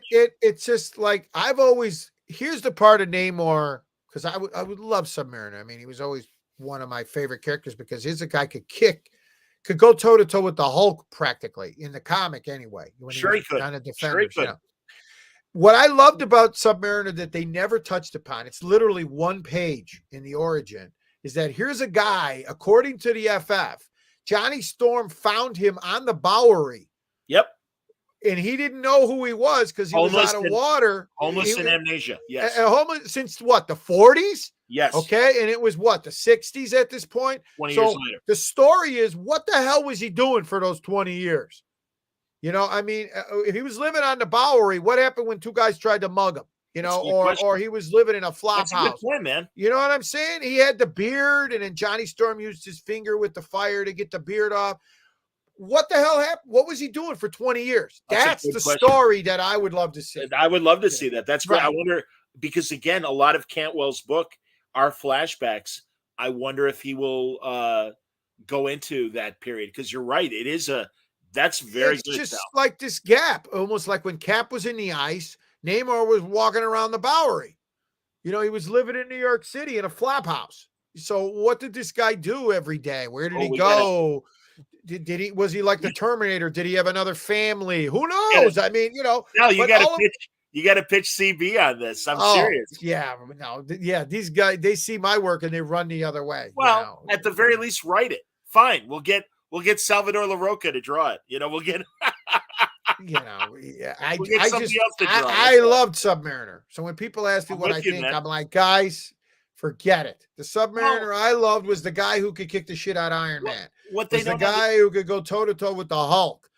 That's, to me, Submariner was always the John Buscema. He looked like Conan with a pair of swim trunks on. What I mean? That was Submariner. As much as I'm happy that The Rock is Black Adam, I'm like, The Rock should be Submariner, because he's got that Conan build. Submariner was his Conan. Samoan background would lend itself to Namor. What the people don't understand is, and I get it, why they're mad about it putting into the Aztecian myths rather than Atlantis. Sadly, DC beat them to it with the Aquaman movie. Yeah, and they've appropriated Atlantis. Yeah, you got. I get that, but it just, at the end of the day, my point is, as an indie creator, these characters are going to be around, John, long after we're dead. So as a creator, you should think about creating your own stuff. And there's nothing wrong with love. I wanted to go in the front door, John, and do comics, do Marvel stuff, and it just wasn't going to happen. But I'm telling you, we need more indie creators, more writers, more comic guys. And it's not as hard to put a book out as it used to be. You used to need 20 grand to put a book out. It's not the case anymore. You can print a book now. You can print 50 copies. You can print 500 copies. You can go to a printer now and he'll do a short print run for you. Sure. For a couple $100 now. So you have no excuse. Yeah, Art, and Franco. That's what Artie's doing. There's a million guys out there doing it. I mean, but what sucks about comics is that people go to cons and they want to get the guy from, they want to get Lacey Underall's autograph from Caddyshack. when they should be going to Artist Alley and they should be picking up indie titles from artists that are there who are like, this is what they should be spending money on at cons. That's what frustrates me about cons, is how much of the money is diluted away with all that bullshit, cosplay and signatures. I get it. It's part of retail, the exhibitors, they got to have that to draw bodies. But when they're, the guy from, Cyrus from the Warriors is charging $400 for a signature, how many indie books do you think people got money left to buy? I'm hip. I agree. Buy an indie comic. I wish some of the money that the movies made, or some of the audience from the movies, some of it would trickle down to comics, and none of it does. No. I mean, nobody makes the connection between Submariner, and the comic of Submariner. Where to me, Submariner is always John Buscema. That's always fighting Tiger Shark, I'm going to have to check Marvel Unlimited, but Wayne says, didn't they talk about that homeless time in the saga of the Submariner that Rick Buckler did? Maybe they did. I don't know. I like Rick Buckler. Oh, God, yes. I always thought he did an amazing amount of work especially when he was kind of channeling Kirby and Buscema at the same time. I have a Deathlock that Buckler did. Amazing covers. He did an amazing run on stuff, Rich Buckler. I mean, he's another guy that I don't think gets enough credit for being 100%. Absolutely. I liked him more than, a lot of the guys that jump up and down about Bob Layton and some of these other guys. I like Buckler and Pollard. I like okay. I mean, the problem with what's his name is he's a little too pat himself on the back too much. Bob Layton. Layton. Yeah, I'm the greatest ever. It's like, everybody loves Bob, but he's too much talent. About. Yeah, he thinks he acts like he's he invented the wheel. He acts like he's Jack Kirby. And it's like, but God bless him. He's going to go away, and we're all going to be sad when he goes. Bob definitely has a place there. He has a niche in the comic history for sure, but he's not more instrumental as an Iron Man artist than Gene Colan, I agree. or even Tuska. I was going to say even Tuska in my mind, I mean, I understand. John Romita Jr. did a tremendous run on Iron Man that people forget about. You're right. So, so I don't know. Again, I just don't like guys that are too self-serving and pat themselves on the back too much and want to say, I'm this. Well, if people say you are, then you are. But when you say you're that, then it's not so good. Like Steranko. Everybody agrees that Steranko's a legend. But when he says it too much, people get turned off by it. You're right. You're right. When he says I'm Houdini and I shot Kennedy and and I was a Navy SEAL and I sang at Radio City Music Hall and I was the shortstop for the New York Yankees. It's like, hey, pick a lane. I mean, you can't be all of that shit and have us believe it. I understand. I hear you, man. And I landed on the moon. Yeah, you're right. In the original James Bond. Yes. Order The Hostage, mercurycomics.net.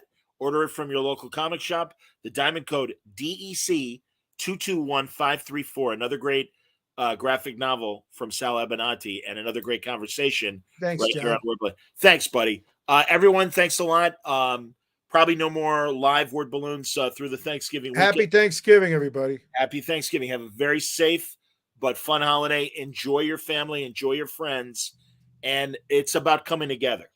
And yes. Be patient with your in-laws, too. Believe me. Yes. Yes. Yeah. Have a pleasant meal with your family and friends. Yes. Yeah. Leave the arguments outside. Absolutely. Yeah. Watch the eggnog, too. And everybody stay safe, stay happy, stay healthy.